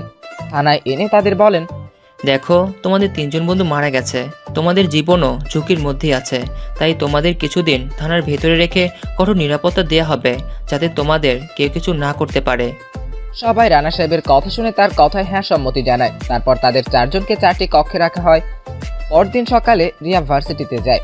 সে দেখতে পায় যে রিয়াদ একটি গাছের নিচে বসে আছে। সে রিয়াদকে দেখে তার কাছে যায় আর বলে, কাল এত রাতে তাও আবার ওইখানে হাঁটছিলে কেন? রিয়াদ কিছুক্ষণ রিয়ার দিকে তাকিয়ে থেকে বলে, রাতে আমার ঘুম আসছিল না, তাই ভাবলাম ভার্সিটির সামনে রাস্তা দিয়ে একটু হেঁটে আসি, তাই তখন ওখানে গিয়েছিলাম। আচ্ছা, তুমি কি আকাশকে দেখেছো? না, আকাশের সাথে আমার দেখা হয়নি। রিয়া রিয়াদের সাথে আর কিছুক্ষণ কথা বলে সেখান থেকে চলে আসে। ভার্সিটির বারান্দা দিয়ে সে তার রুমে যাচ্ছিল। হঠাৎ সে সামনে তাকিয়ে দেখে আকাশ তার দিকে আসছে। সে বুদ্ধি করে একটি খালি রুমের দরজার আড়ালে লুকিয়ে পড়ে। যখনই আকাশ সেই রুমের দরজার সামনে আসে, রিয়া তার হাত ধরে রুমের ভেতরে নিয়ে এসে দরজা আটকে দেয়। তারপর রিয়া বলে, এবার কোথায় যাবে সোনা? তোমাকে তো আমার ভালোবাসা মানতেই হবে। আকাশের সাথে হঠাৎ এই ঘটনা ঘটছে। আকাশ একটু চমকে যায়। আকাশ একটু অসহায় কণ্ঠে বলে, দেখো রিয়া, এসব ঠিক নয়, আমাকে যেতে দাও। রিয়া দরজা আটকিয়ে আকাশের কাছে আস্তে আস্তে বলে, কি ঠিক না সোনা? আমি তো তোমার সাথে কিছুই করিনি। এভাবে একা একটি মেয়ে, একটি ছেলে একা রুমে থাকা ঠিক নয়। আচ্ছা, একটি মেয়ে একটি ছেলে একা একা থাকে কিভাবে? মানে আসলে আসলে কি বলো? এই কথাগুলো বলতে বলতেই রিয়া আকাশকে কিস করতে থাকে। রিয়া কথা বলতে বলতে আকাশের এত কাছে কখন চলে এসছে তা আকাশ বুঝতেও পারেনি। রিয়া কিছুক্ষণ কিস করে দৌড় দিয়ে দরজা খুলে চলে গেল। আকাশ যেন এক ঘরের মধ্যে চলে গেছিল। সে রিয়াকে কিছুই বলতে পারলো না। আকাশ একটু চিন্তিত মুখে সে রুম থেকে চলে গেল। নিচের ক্যাম্পাসে জিহাদ, সুদীপ, আবু ও রাকিব অনেক চিন্তিত, কারণ একে একে তাদের 3টি বন্ধু নৃশংসভাবে খুন হয়েছে। তাদের নিজেদের অনেক ভয় করছে। বলা তো যায় না নেক্সট টার্গেট তাদের মধ্যে থেকে কেউ হতে পারে। জিহাদ সবার ভয় কাটানোর জন্য বলল, আরে ভয় ভাসটা আমাদের কিছু হবে না, চলো একটু ঘুরে আসি আর দেখি কোনো পাখির সাথে মজা করা যায় কিনা। সবাই তাদের মন ভালো করার জন্য জিহাদের কথায় রাজি হলো। এরপর তারা 4 বন্ধু ক্যাম্পাস থেকে বেরিয়ে গেল। রিয়া আকাশকে কিস করে অনেক লজ্জা পেয়েছিল, তাই সে তখন দৌড়ে সেই রুম ত্যাগ করেছিল। সে ক্লাসরুমে খেয়াল করেছিল আকাশ ক্লাসরুমে ছিল না। সে ক্লাস শেষ করে ক্যাম্পাসে এসে দেখলো আকাশ ও রিয়াদ কথা বলছে। তারপরে তারা ক্যাম্পাস থেকে কথা বলতে বলতে বেরিয়ে গেল। রাতে রাকিব জিহাদের বিদায় দিয়ে নিজ বাড়ির উদ্দেশ্যে রাস্তায় গাড়ি নিয়ে যাচ্ছিল। সে রাস্তায় দেখে রাস্তার মাঝখানে একজন শুয়ে আছে।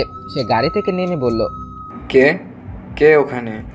রাকিব ওই লোকটিকে থেকে কোনো সাড়া পেল না। সেই ভয়ে ভয়ে ওই লোকটির কাছে গেল। সে সেই পড়ে থাকা লোকটির কাছে গিয়ে দেখলো এটি একটি মৃত লাশ। সে লোকটির চেহারা দেখে শিউরে উঠল, কারণ চেনা কেউ ছিল, কিন্তু সেই লোকটিকে ছিল তা আমরা গল্পের সাথে থাকলেই জানতে পারবো। সে পিছনে দৌড়ে তার গাড়ির কাছে যায়। সে গাড়ির দরজা খুলতেই যাবে, এমন সময় সে গাড়ির কাছে লক্ষ্য করে পেছন থেকে তাকে তাও লাঠি নিয়ে আঘাত করতে যাচ্ছে। সেটি দেখে রাকিব তখনই সেখান থেকে সরে যায়। লাঠির আঘাতে গাড়ির কাঁচ চূর্ণ বিচূর্ণ হয়ে যায়। রাকিব মাটি থেকে উঠতে উঠতে বলে, কে তুমি? আমাকে মারছো কেন? আর তুমি কি সেই খুনি যে আমার বন্ধুদের মেরেছো? হ্যাঁ, আমি সেই ব্যক্তি যে এক এক করে তোমার 3 বন্ধুকে মেরেছে। এখন তোকে মারবো। বলতে বলতে লোকটি তার পিছন থেকে একটি চাকু বের করলো। প্লিজ আমাকে মাফ করে দাও, আমি কিছু করিনি, আমাকে কেন মারছো? লোকটি রাকিবের কোনো কথাই শোনে না। সে এলো পাথারে রাকিবকে উদ্দেশ্য করে চাকু চালাতেই থাকে। রাকিব অনেকটা আহত হয়। হঠাৎ পুলিশের গাড়ির শব্দ শোনা যায়। গাড়ির শব্দ শোনার সাথে সাথে লোকটি পিছন থেকে বন্দুক বের করে রাকিবের দিকে তাক করে। গাড়ি থেকে সামনে শুভ সাহেব দেখছেন একটি লোক রাকিবের দিকে বন্দুক তাক করে রয়েছে। সে ড্রাইভারকে তাড়াতাড়ি ওদের কাছে যেতে বলে। শুভ সাহেব লক্ষ্য করেন মুখোশধারী লোকটি শুধু রাকিবের দিকে বন্দুক তাক করে রয়েছে আর এক দৃষ্টিতে রাকিবের দিকে তাকিয়ে আছে। শুভ সাহেব সুযোগ বুঝে মুখোশধারী লোকটির উদ্দেশ্যে একটি গুলি করলেন, কিন্তু লোকটি সরে যাওয়ার ফলে গুলিটি তার গায়ে লাগলো না। তুমি যেই হও না কেন, সারেন্ডার করো। তোমাকে 4-5 থেকে ঘিরে ফেলা হয়েছে। শুভ সাহেবের এই কথাগুলো শুনে মুখোশধারী লোকটি পাশের গলি দিয়ে দৌড় দেয়। শুভ সাহেব ও আরও কিছু পুলিশ তার পিছনে পিছনে দৌড় দেয় সেই লোকটিকে ধরার জন্য। কিছুক্ষণ পরেই একটি গুলির শব্দ শোনা যায়। শুভ সাহেবরা ভয় পেয়ে যান। সামনে কি হলো তা জানতে তারা সামনে যান। শুভ সাহেব সামনে গিয়ে দেখলেন রানা সাহেব পড়ে আছেন, তার হাতে গুলি লেগেছে। আরে রানা, তুমি এখানে কি করে এলে? সেই খুনিটা এই দিক দিয়েই তো গেছে, তুমি কি তাকে দেখেছো? হ্যাঁ স্যার, এখানে একটা গাড়ি দাঁড়িয়ে ছিল, সেই গাড়িতে করে সেই খুনি চলে গেছে। আর আমি বাধা দিতে চাইলে আমাকে সে গুলি করে, কিন্তু সৌভাগ্যবশত গুলিটা আমার হাতে লাগে স্যার। শুভ সাহেব বাকি পুলিশদেরকে এলাকায় তল্লাশি চালানোর জন্য বলেন। রানা সাহেবকে উদ্দেশ্য করে বলেন, তোমার ফোন বন্ধ ছিল এখনো, আর তুমি কিভাবে জানলে যে আমরা এখানে আছি? স্যার, আমার ফোনের ব্যাটারি নষ্ট হয়ে গেছে, তাই ফোন বন্ধ হয়ে গিয়েছিল। আর যখন আমি থানায় যাই, থানা থেকে জানতে পারি যে আপনি জিহাদ ও জিহাদের বন্ধুকে নিতে এসেছেন, তাই শুনে আমিও চলে আসি স্যার। তারপর রাকিবকে হাসপাতালে ভর্তি করা হলো। রাকিব তেমন গুরুতর আঘাত পায়নি, কিন্তু তার অনেক জায়গায় কেটে গিয়েছে। শুভ সাহেব রানার সাথে থানায় এসে কিছু গভীরভাবে ভাবছিলেন। রানা সাহেব লক্ষ্য করে বলেন, স্যার, এভাবে কি ভাবছেন? স্যার, কি এমন কারণ হতে পারে যে খুনি রাকিবকে গুলি করলো না? এমন নয়তো রাকিবকে এইভাবে মারতে চাইনি? এইভাবে মারতে চাইনি বলতে কি বোঝাতে চাচ্ছ তুমি রানা? স্যার, আমি বলতে চাচ্ছি যে অন্য 3টি খুন খুব নৃশংসভাবে করা হয়েছে। তাদেরকে কয়েকদিন অত্যাচারের পর খুব কষ্ট দিয়ে মারা হয়েছে। কিন্তু যদি রাকিবকে এখনই গুলি করত, তাহলে রাকিব এখনই সেই কষ্টটা ভোগ করতে পারতো না। এই জন্যই হয়তোবা সেই খুনি এখন গুলিটি করেনি। হ্যাঁ রানা, তুমি ঠিক বলেছ। এমনও হতে পারে। যদি এমনই হয় তাহলে কিছু বুঝতে পারছো না? এর মানে ঘুমিয়েই। কি স্যার, আপনি যদি কিছু বুঝে থাকেন তাহলে আমাকে একটু বলুন স্যার। এর মানে ঘুমিয়েই 7 জনের উপরে বদলা নিচ্ছে। 7 জনের উপরে খুনির অনেক রাগ আছে। খুনি চায় না এদের মধ্যে কেউ একটুতেই মারা যাক। সে এদের সবাইকে তিলে তিলে মারতে চায়। স্যার, কে হতে পারে যে এদের উপরে বদলা নিচ্ছে, আর কেনই বা নিবে? শুভ সাহেব তার কেবিনে থাকা একটি আলমারি থেকে কিছু ফাইল বের করে রানাকে দেখলেন। রানা সেই ফাইলগুলো দেখে শুভ সাহেবকে বললেন, স্যার, এগুলো কিসের ফাইল? এই ফাইলগুলোর মধ্যে কিছু কিছু ফাইল দেখে মনে হচ্ছে এগুলো অনেক পুরনো ফাইল স্যার। হ্যাঁ, এই ফাইলগুলোর মধ্যে কিছু কিছু ফাইল আছে অনেক পুরনো। ফাইলগুলো হলো এই 7 জন বন্ধুদের বিরুদ্ধে কিছু মামলা। আশ্চর্যজনক বিষয় হলো সব ফাইলেই এই 7 জনের নাম রয়েছে। একজন কম বা একজন বেশি নয়। শুভ সাহেব লক্ষ্য করলেন রানা এক দৃষ্টিতে সেই ফাইলগুলোর দিকে তাকিয়ে আছে। রানা সেই ফাইলগুলোর ভিতর থেকে একটি ফাইল হাতে নিয়ে দেখলো। সে একটি দেখার পরে আর কয়েকটি ফাইল দেখলো। রানা দেখে শুভ সাহেবের উদ্দেশ্যে বললেন, স্যার, এগুলোর মধ্যে বেশিরভাগই ধর্ষণের কেস। কতগুলো মেয়ের জীবন নষ্ট করেছে ওরা। স্যার, আপনি এসব ফাইল কোথায় পেলেন? হ্যাঁ, এরা অনেক মেয়ের জীবন নষ্ট করেছে, কিন্তু এদের বাবার টাকার জোরে এরা বেঁচে যায় সব সময়। আমি গোপনভাবে খোঁজ লাগিয়েছি, তুমি ছাড়াও এই কেসে আরেকজন কাজ করছে। আর একজন কাজ করছে মানে? আমি যতদূর জানি এই কেসে আমি একাই কাজ করছি। আর একজন কাজ করলেও সে কে স্যার? আরে তেমন কিছু না, তুমি শান্ত হও। যে করেছে সে শুধু কিছু তথ্য সংগ্রহ করবে, আর তেমন কিছু না। মূলত এই কেসের দায়িত্ব তোমার উপরে। বাদ দাও এসব। আমাদের ধারণা যদি সঠিক হয় তাহলে রাকিবের উপরে আমার আক্রমণ হবে। আমি চাই তুমি নিজে রাকিবকে বাসায় নিরাপদে পৌঁছে দিয়ে আসো। রানা সাহেব শুভ সাহেবের কথা শুনে হ্যাঁ সম্মতি দিয়ে রাকিবকে হাসপাতালে রওনা দেন। রানা সাহেব হাসপাতালে পৌঁছে রাকিবকে আর সাথে বাসায় যেতে বললেন। রাকিবও তার নিরাপত্তার কথা ভেবে রানা সাহেবের সাথে চলে আসেন। রাকিবকে নিয়ে রানা সাহেবরা কিছু দূর আসার পরে রাকিব বলল, স্যার আপনি আমাকে এখানেই নামিয়ে দেন, আমি এখান থেকে চলে যেতে পারবো। না রাকিব, আমি তোমাকে ছাড়তে পারবো না, তোমার জীবনের ঝুঁকি আছে। স্যার আপনি কি আপনার চাকরি মায়া করেন না? না এত কথা বলে আমাকে যেতে দিন না, না হলে আমার বাবাকে বলে আপনার চাকরি কেড়ে নেব। রানাকে আর কিছু না বলতে দিয়ে রাকিব গাড়ি থেকে নেমে যায়। জায়গাটা একটু নীরব এলাকা ছিল। রানা সাহেব থানায় আসার পরে শুভ সাহেব রানা সাহেবকে জিজ্ঞাসা করেন, কি হলো রানা, রাকিব কোথায়? ও তো এখনো বাসায় পৌঁছায়নি। তুমি কি ওকে বাসা পর্যন্ত পৌঁছে দাওনি? শুভ সাহেবের এই কথা শুনে রানা তার সাথে ঘটে যাওয়া সব ঘটনা শুভ সাহেবকে খুলে বলেন। আপনারা হয়তো ভাবতে পারেন রাকিব কেন তার জীবন বাজি রেখে সেখানে নেমে গিয়েছিল। রাকিব প্রচুর নেশা করত, আর রাকিব যে এলাকায় নেমেছিল সেখানে আশেপাশে নেশাদ্রব্য পাওয়া যেত। আর রাকিবের তখনই নেশা করার অনেক মনে পড়ছে, কারণ সে আজ অনেকটা সময়ে কোনো নেশাই করেনি। এই জন্য সে তার জীবনের ঝুঁকি আছে জেনেও সেখানে নেমে যায়। শুভ সাহেব রানার কথা শুনে রানার তখনকার পরিস্থিতি বুঝে বললেন, আচ্ছা চলো, কোথায় থাকে না নিয়েছিলে দেখে আসি। তারপর রানা সাহেব শুভ সাহেবকে নিয়ে সেই স্থানে যান। তাদের সাথে আরো কিছু পুলিশ ছিল। তারা আশেপাশে অনেক তল্লাশি করেন, কিন্তু রাকিবকে খুঁজে পাওয়া যায় না। রাকিব নিখোঁজের একদিন পেরিয়ে গেছে। পুলিশ অনেক খোঁজাখুঁজির পরেও রাকিবকে পায়নি। শুভ সাহেব সেই গোপন পুলিশের সাহায্যে জানতে পারেন রাকিব কার কাছে থেকে নেশাদ্রব্য কিনত। তাকে নিয়েও জিজ্ঞাসাবাদ করা হয়, কিন্তু সে জানায় রাকিব সেদিন তার কাছে নেশাদ্রব্য কিনতে আসেইনি। আজ ভার্সিটিতে রিয়া এসে আকাশকে একা এক গাছের নিচে বসে থাকতে দেখতে পেল। রিয়া আকাশের কাছে গিয়ে বলল, আমার কলিজাটা কেমন আছে? আমার কলিজার মনে হচ্ছে মন খারাপ। কি হয়েছে? না কিছুই হয়নি। আর কে আপনার কলিজা? কি আবার? তুমি আমার কলিজা। চলো কলিজা, কোথাও ঘুরতে যাই। আকাশের একটি হাত টানতে টানতে রিয়া বলে ঘুরতে যাওয়ার কথা, কিন্তু রিয়াকে আশ্চর্য করে আকাশ আজ রিয়ার কথায় রাজি হয়ে যায়। তারা একটি রিক্সা ডাকে।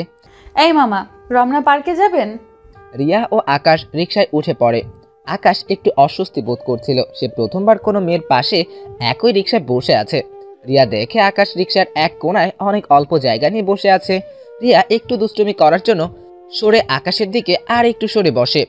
আকাশ এবার কিছুই করতে পারে না। তারা পার্কে পৌঁছে যায়। রিয়া রিক্সার ভাড়া মিটিয়ে আকাশের হাত ধরে পার্কের ভিতরে নিয়ে আসে। এই সুন্দর ভুবনের নেশাতে মন চায় হারাতে, সব সীমা ছাড়িয়ে মন চায় শুধু তোমাকে। আমাকে কি করবে তোমার প্রিয়? আকাশ রিয়ার কথা শুনেও না শোনার ভান করলো। সে গভীর মনোযোগ দিয়ে চারপাশটা দেখছে। চারপাশে কত প্রেমিক প্রেমিকা ঘুরে বেড়াচ্ছে। কেউ একে অপরের হাত ধরে হাঁটছে, কেউ একে অপরকে জড়িয়ে ধরে বসে আছে, কেউ পাশাপাশি হাঁটছে, আবার একটু আড়ালে একে অপরকে কিসও করছে। ভালোবাসা প্রকাশের কতই না রূপ। কি হলো আকাশ? আমার কথার উত্তর দাও। আমাকে কি তোমার নিজের করে নেবে? মুখে ভালোবাসি বলাটা ভীষণ সহজ ব্যাপার, কিন্তু তার হার বহন করার সাহস হয় না তো সবার। তাই যে তোমার দায়িত্ব নিতে পারবে তার কাছেই তুমি সুখী হবে। আকাশ এই বলে রিয়াকে রেখে পার্ক থেকে চলে যাবার জন্য পিছন দিকে ঘুরে। রিয়া এখন পিছন থেকে আকাশকে উদ্দেশ্য করে বলে, প্লিজ আকাশ, তুমি আমাকে ছেড়ে যেও না। আমি তোমাকে ছাড়া থাকতে পারবো না। আমি তোমাকে ছাড়া সুখী হতে পারবো না। আর তোমাকে আমার দায়িত্ব নিতে হবে না, শুধু ভালোবেসে পাশে থেকো। একটা সময় পর আমাকেও তুমি ভুলে যাবে। তুমি নিজেই পারবে তোমার নিজেকে সামনে রাখতে। এই জগতে মানুষ যাকে সামনে থেকে দেখে যত খুশি, খোঁজ নিয়ে দেখো সেই মনের মাঝে খুব দুঃখী, সেই দুঃখের মাঝে ভিজতে শোনা। রিয়াকে আর কিছু বলতে না দিয়ে আকাশ সেখান থেকে বেরিয়ে চলে আসে। রিয়াও আর সেখানে না থেকে কাঁদতে কাঁদতে তার বাড়িতে চলে যায়। রিয়া বাড়িতে এসে ভাবে, আকাশের মনে কি এমন দুঃখ আছে যার কষ্ট সে আমাকে তার জীবনের সাথে জড়ালো না? সে এতিম আর গরিব বলে, নাকি অন্য কোনো কারণে?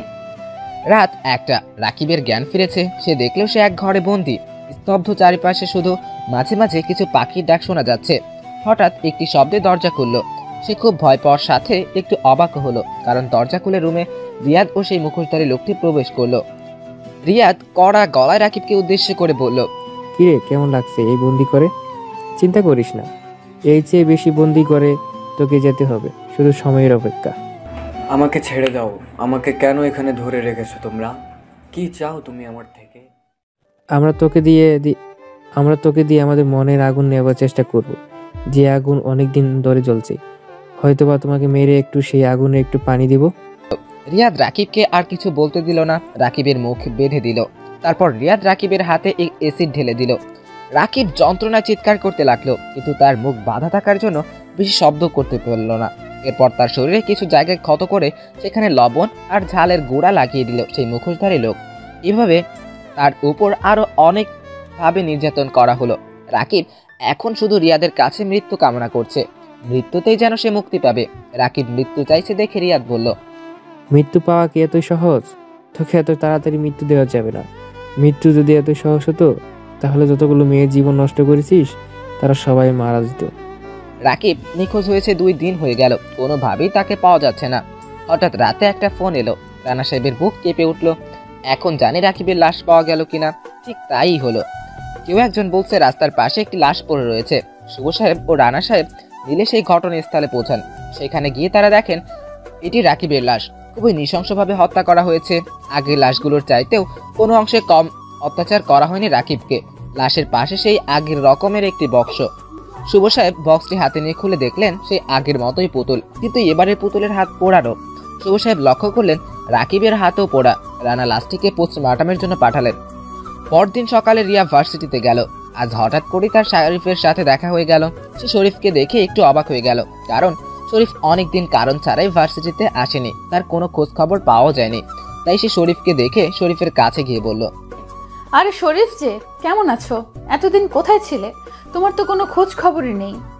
না, আসলে আমি একটু গ্রামের বাড়ি ঘুরতে গিয়েছিলাম, আর কিছু সমস্যা ছিল, এর জন্য তোমাদের কারোর সাথে যোগাযোগ করতে পারিনি।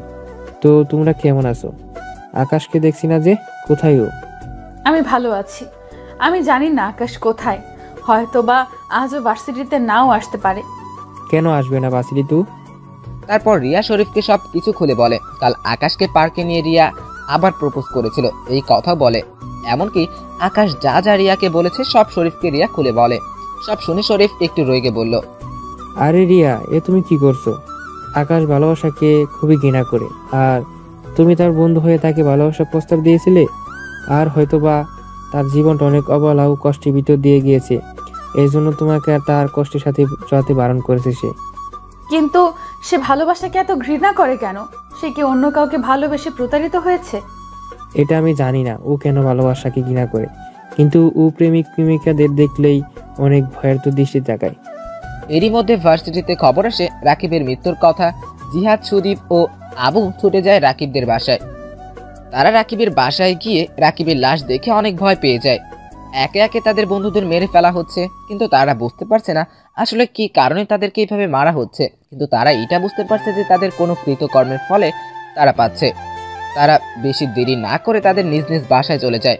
তারা তাদের বাবাদের বলে তাদের বাসার সিকিউরিটি অনেকটাই বাড়িয়ে দেন। শুভ সাহেবও কিছু পুলিশ পাঠিয়ে দেন তাদের নিরাপত্তার জন্য, আর নিরাপত্তার দায়িত্ব রানা সাহেবকে দেওয়া হয়। তাদের বাড়ির আশেপাশে এবং তাদের বাড়িতে নিরাপত্তা এত বাড়িয়ে দেওয়া হয় যে কোনো অপরিচিত ব্যক্তি তাদের সেখানে বাড়ির আশেপাশে যেন না আসতে পারে। এদিকে রিয়া গাড়িতে কোথাও যাচ্ছিল, হঠাৎ সে আকাশকে দেখতে পায়। সে পথ শিশুদের সাথে খেলছিল, শিশুদের চকলেট আর আইসক্রিম কিনে দিচ্ছিল। রিয়া যেন দিন দিন আকাশের প্রতি আরো দুর্বল হচ্ছে, কিন্তু আকাশ রিয়াকে গ্রহণ করবে কিনা রিয়া জানে না। মনে এক গিচ্ছ প্রিয় মানুষটাকে না পাওয়ার আক্ষেপ নিয়ে চলে গেল রিয়া। রাত 9টা। রানা সাহেব আবুর ঘরের দিকে যাচ্ছেন তার রাতের খাবার দেওয়ার জন্য একজন কাজের মেয়েকে সাথে করে। দরজা খুলে দেখেন ঘরে কেউই নেই। কোথায় গেল আবু? রানা আশেপাশে খুঁজে দেখেন আবুকে কোথাও পাওয়া যাচ্ছে না। রানা সাহেব দেরি না করে সরাসরি শুভ সাহেবকে কল করলেন। স্যার, আবুকে খুঁজে পাওয়া যাচ্ছে না। আমি রাতের খাবার দিতে এসে দেখে আবু তার রুমে নেই। কি বলছো না? আবু কোথায় যাবে? তোমরা কি করছিলে? স্যার, আমি বাইরে দুজন পুলিশকে দাঁড় করে রেখেছিলাম। এমনকি বাইরের চারপাশেও সব জায়গায় পুলিশ পাহারা দিচ্ছে। বাইরের দায়িত্বরত পুলিশেরা বলছে আবু ঘর থেকে বেরই হয়নি। তাহলে কোথায় যাবে আবু? রানা, আবুকে তাড়াতাড়ি খুঁজে বের করো, না হলে অনেক সমস্যা হয়ে যাবে। আর সুদীপের খোঁজও নাও তাড়াতাড়ি।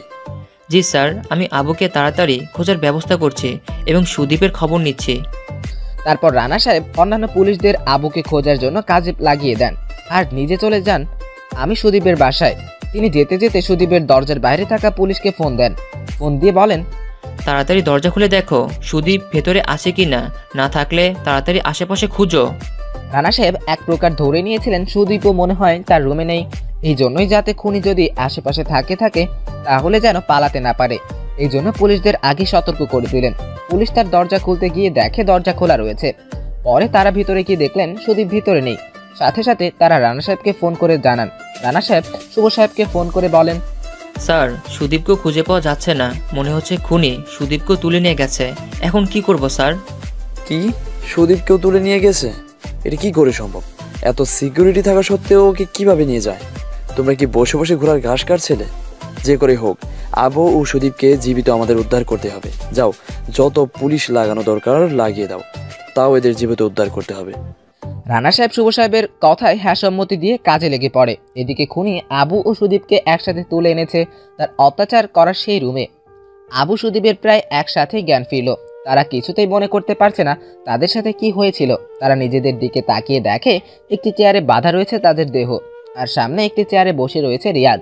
রিয়াদকে দেখে আবু ও সুদীপ অনেকটাই অবাক হয়। সাথে তারা এটাও বুঝতে পারে এসব খুনের পিছনে রিয়াদই দায়ী। তারা সরাসরি রিয়াদকে প্রশ্ন করে, ও তাহলে এসব খুন তুই করেছিস? কিন্তু তুই এসব কেন করেছিস? আমরা তো তোর কোনো ক্ষতি করতে পারিনি। আর ভার্সিটিতে কোনো দিন মারামারি করেছি তোর সাথে? তাও তো মনে পড়ে না। তাহলে কেন মারছিস আমাদের বন্ধুদের? যেতে দে আমাদের, না হলে ভালো হবে না। রিয়াদ একটু মুচকি হাসে। চেহারা থেকে উঠে পাশে থাকা একটি টেবিলে থেকে একটু চাকি হাতু নিয়ে বলে, কত মানুষের জীবন নিয়ে খেলেছিস তোরা, হিসাব দিতে পারবি? আচ্ছা যা, যদি তোরা এই হিসাব দিতে পারিস কত মানুষের জীবন তো নষ্ট করেছিস, তাহলে আমি তোদের দুজনকে ছেড়ে দেব। আর রইল আমার ভালো খারাপের কথা।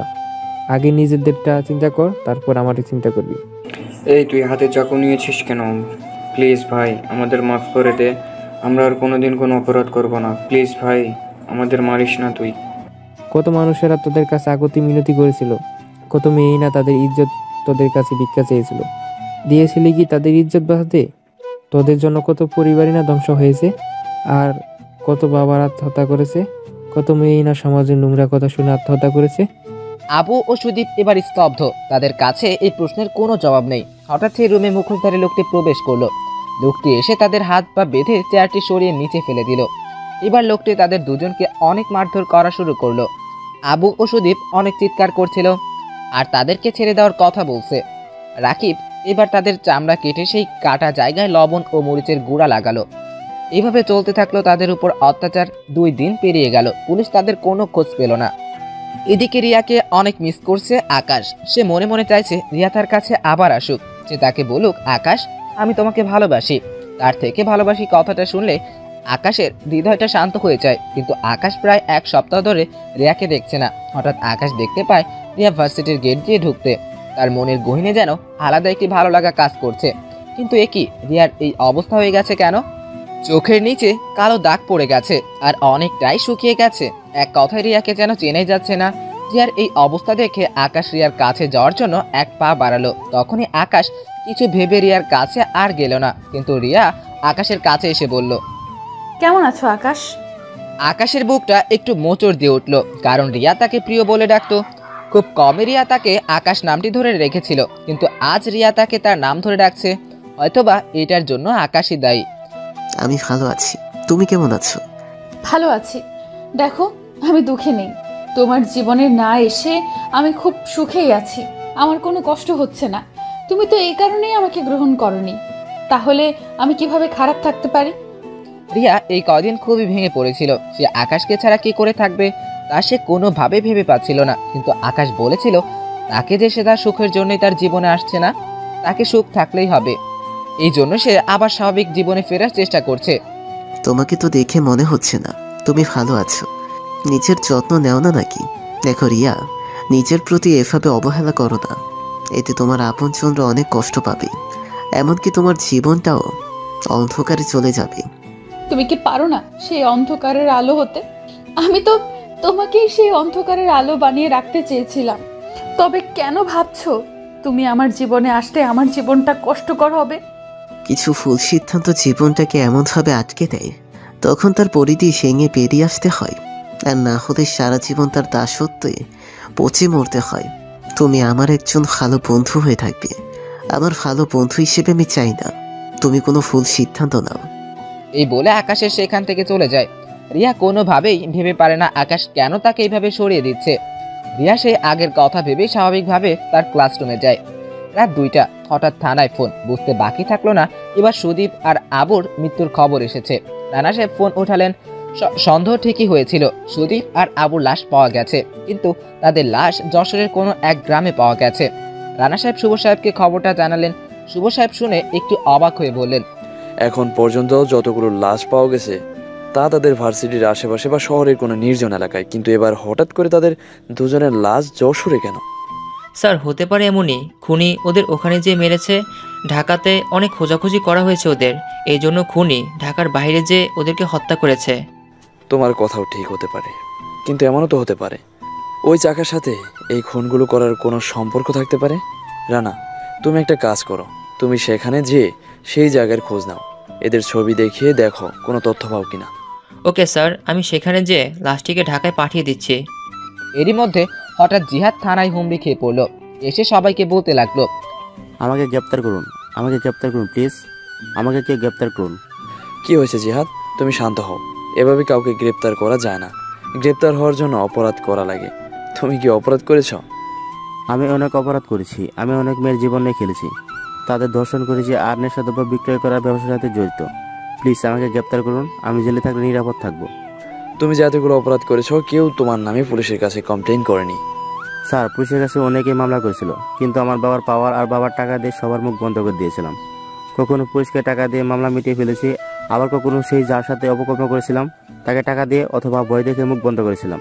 প্লিজ স্যার, আমাকে গ্রেপ্তার করুন, বাইরে থাকলে ওই খুনি আমাকে নিঃসঙ্গভাবে মেরে ফেলবে। ঠিক আছে, তুমি যেহেতু তোমার অপরাধ তোমার নিজের মুখে স্বীকার করছো, তাহলে আমরা তোমাকে গ্রেপ্তার করছি। তারপর শুভ সাহেব রানা সাহেবকে বলেন জিহাদকে জেলে ঢুকাতে। একদিন পরে রানা সাহেব শুভ সাহেবকে এসে বলেন, স্যার লাশের রিপোর্ট আমরা পেয়ে গেছি। স্যার আমরা আবু ও সুদীপের পোস্টমর্টম রিপোর্ট পেয়ে গেছি।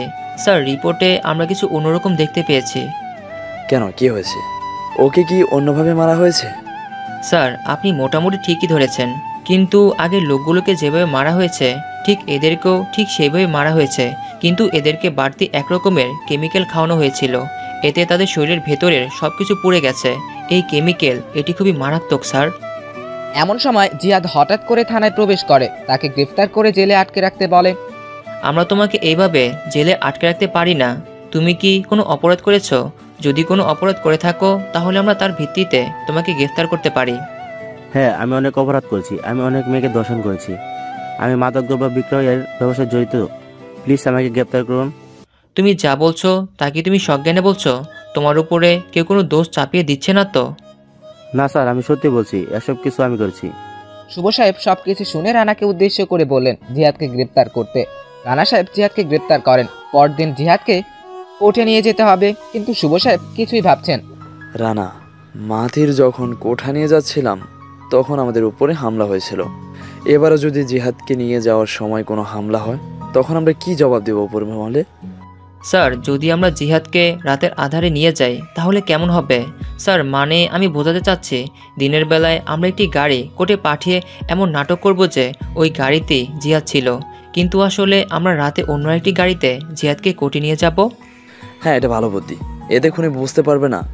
যদি হামলা হয় তাহলে সারিতেই হবে, ইচ্ছে গাড়িতে জিহাদ থাকবে না। শোনো রানা, এই কথা তোমার আর আমার ভিতরেই যেন থাকে, বাইরের কোনো লোক যেন না জানতে পারে। ওকে স্যার, তাই হবে, কেউ জানতেও পারবে না। রানা সাহেবের বুদ্ধিমতো রাতে জিহাদকে নিয়ে অল্প সিকিউরিটি ছাড়াই কোর্টের উদ্দেশ্যে রওনা দেওয়া হয়। বেশি সিকিউরিটি নিলে অনেকেই সন্দেহ করতে পারত, এই জন্য বেশি সিকিউরিটি নেওয়া হয়নি। মাঝপথে হঠাৎ করে গাড়ির চাকা ফুটো হয়ে যায়। সেই আগের মতো চারপাশে সেই আগের মতো ধোঁয়া উঠতে থাকে। রানা সাহেব অজ্ঞান হওয়ার আগে দেখতে পারেন সামনে থেকে দুজন লোক আসছে। তিনি আর কিছুই বলতে পারেন না, তিনি অজ্ঞান হয়ে যান। জিহাদের জ্ঞান আসার পর সে দেখতে পারে সে একটি ঘরে বন্দী আছে আর তার পুরো শরীর ব্যথা করছে, যেন সে অজ্ঞান থাকা অবস্থায় তাকে অনেক মারধর করা হয়েছে। হঠাৎ করে দুজন লোক এসে সেই ঘরে প্রবেশ করে। হ্যাঁ, আপনারা ঠিকই ধরেছেন, সেই লোক দুটি ছিল রিয়াদ ও সেই মুখোশধারী লোকটি। জিহাদ রিয়াদকে দেখে বলে, তাহলে এসব কিছুর পিছনে তুই আসিস কেন? মেরেছিস আমার বন্ধুদের, আমি তোকে ছাড়বো না। রিয়াদ একটু মুস্কি হাসে আর সেই মুখোশধারী লোকটির দিকে তাকায়। তারপর সে জিহাদের দিকে তাকিয়ে বলে, বাহ, কি বন্ধুত্ব! নিজে বাঁচবে কিনা ঠিক নেই, আর তুই ভাবছিস তোর বন্ধুদের যারা মেরেছে তুই তাদের মারবি। আগে নিচে তো বেঁচে দেখা, তারপর না হয় আমাদের মারার কথা ভাবিস। জিহাদ ভয়ে চিৎকার করতে থাকে, এই আশায় যে তার চিৎকার শুনে আশেপাশে কেউ থাকলে তাকে সাহায্য করতে আসবে। কিন্তু জিহাদের এই চিৎকার শুনে রিয়া অসীম মুখোশধারী লোক হাসছে। জিহাদ ব্যাপারটা লক্ষ্য করে তাদের উচ্চস্বরে বলে, তোমরা এভাবে হাসছো কেন? আমাকে ছেড়ে দাও, না হলে আমার বাবা তোমাদের একজনকে ছাড়বে না। রিয়াদ জিহাদের কাছে এসে তার হাত পিছন দিকে মুচড়িয়ে ধরে বলে, কত মেয়েরা ওই চিৎকার করেছিল তোদের হাত থেকে বাঁচার জন্য, তাদেরকে তোরা রক্ষা দিয়েছিলি। আজ কেন তোকে আমরা রক্ষা দেব? আর রইল তোর বাবার কথা, তোর বাবা আমাদের কিছুই করতে পারবে না, আর যদি কিছু করেও তাতে আমাদের কোনো দুঃখ থাকবে না। আচ্ছা, তোমাদের আমার উপরে এত রাগ কেন? আমি তোমাদের কি ক্ষতি করেছি সেটা অন্তত তোমরা আমাকে বলো। পাশ থেকে মুখোশধারী লোকটি বলে ওঠে, তুই আমাদের অনেক বড় ক্ষতি করেছিস, তার জন্য আমাদের জীবনে একটাই লক্ষ্য দাঁড়িয়েছে, সেটা হলো তোকে মারা। এই শোনার পর রিয়াদকে বেঁধে ফেলে।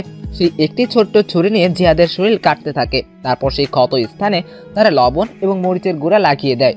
জিহাদ সেই যন্ত্রণায় চিৎকার করে ওঠে।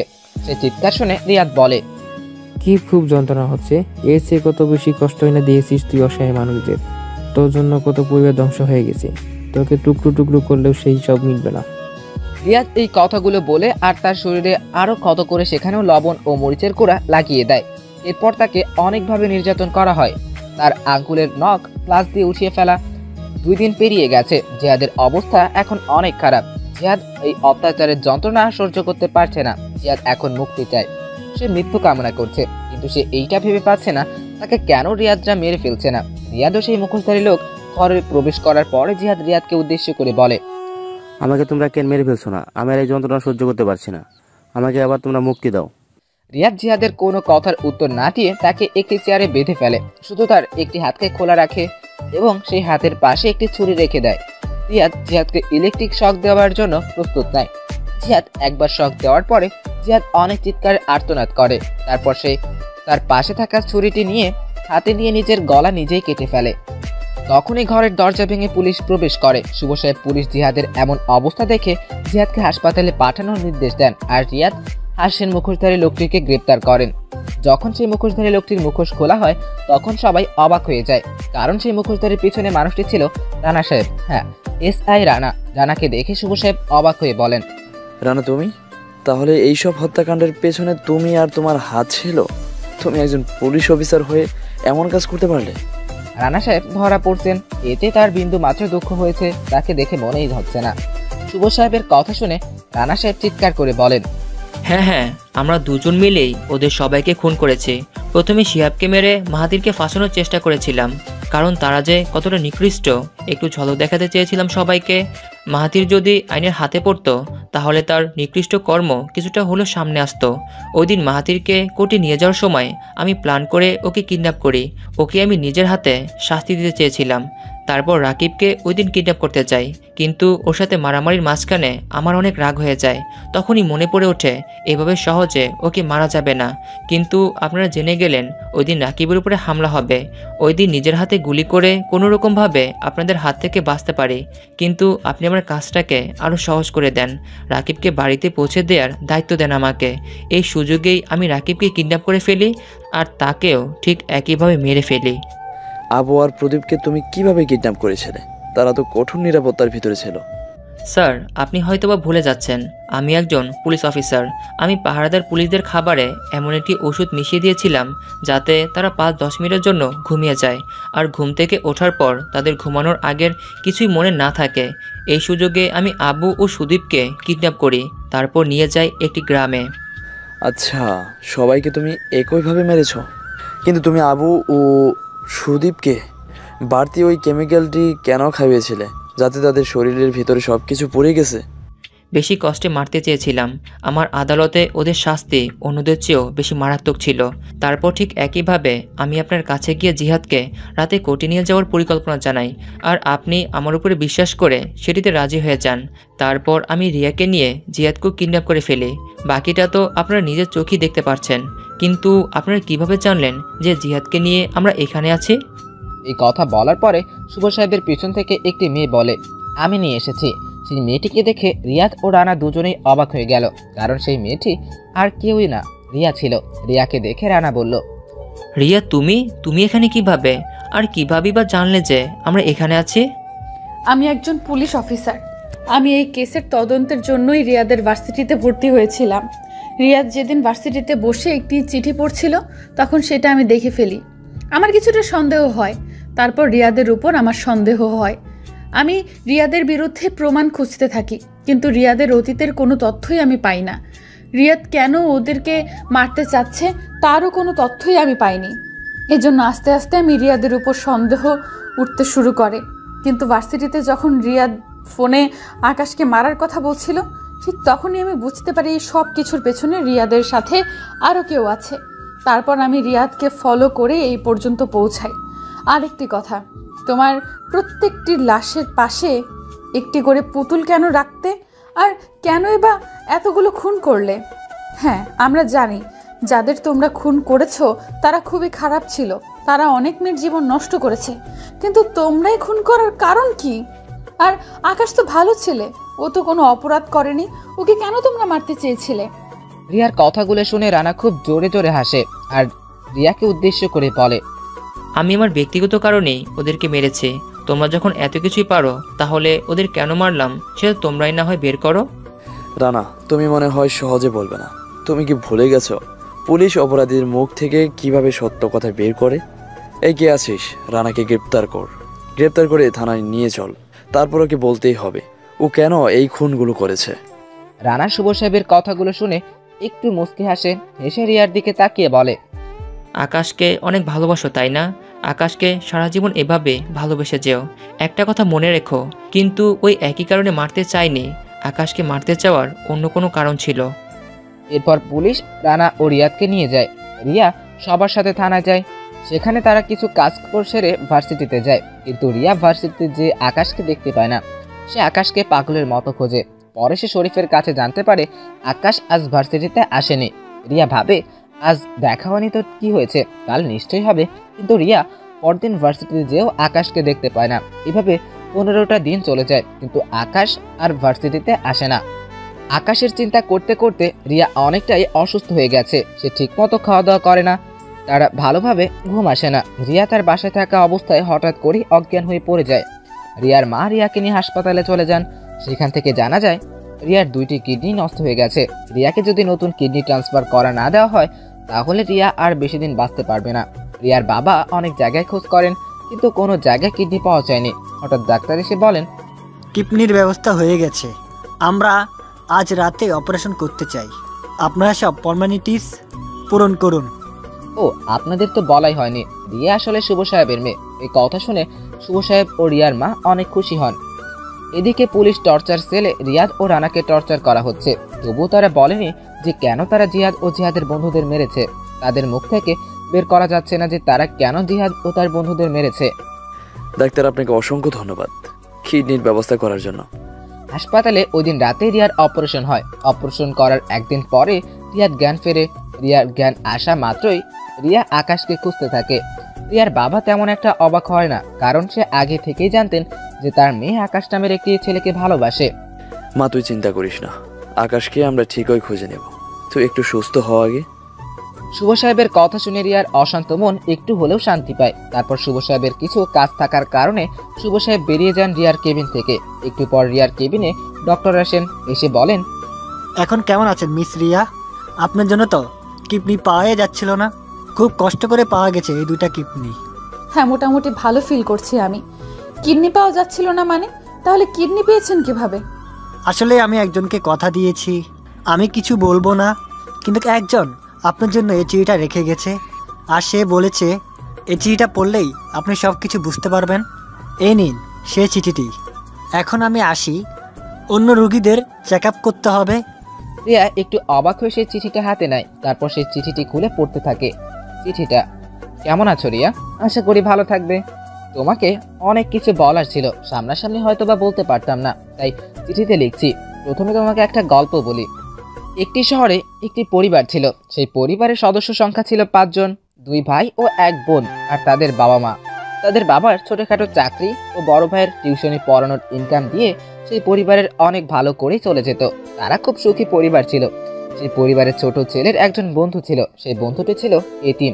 বন্ধুদের সাথে পরিবারের সবার এত ভালো সম্পর্ক ছিল যে কেউ দেখে বুঝতেই পারবে না সেই ছেলেটি পরিবারের কেউ না। তাদের পরিবারের মেয়েটি ছিল, তার নাম ছিল আয়েশা। আয়েশা অনার্স ফার্স্ট ইয়ারে পড়তো। তার বড় ভাই অনার্স ফাইনাল ইয়ারে পড়তো, আর তার ছোট ভাই ইন্টার ফার্স্ট ইয়ারে ভর্তি। একদিন পরিবারের বড় ভাই তার বোনের রুমের বাইরে থেকে কান্নার শব্দ পায়। সে তার বোনের রুমে গিয়ে তার বোনকে বলে, কি হয়েছে বোন, কান্না করছিস কেন? বাবা কি তোকে কিছু বলেছে, নাকি ভার্সিটিতে কোনো সমস্যা হয়েছে? বল আমাকে, আমি তোর কান্না সহ্য করতে পারি না বোন। বড় ভাইয়ের এমন কথা শুনে আয়েশা তার ভাইকে জড়িয়ে ধরে আরো জোরে কাঁদতে থাকে। সে কাঁদতে কাঁদতে বলে, ভাই আমি অনেক বড় একটা ভুল করে ফেলেছি, আমাকে তুমি মাফ করে দাও। কি হয়েছে বোন, তুই কি কিছু করেছিস? বল আমাকে। ভাই আমি প্রেগনেন্ট।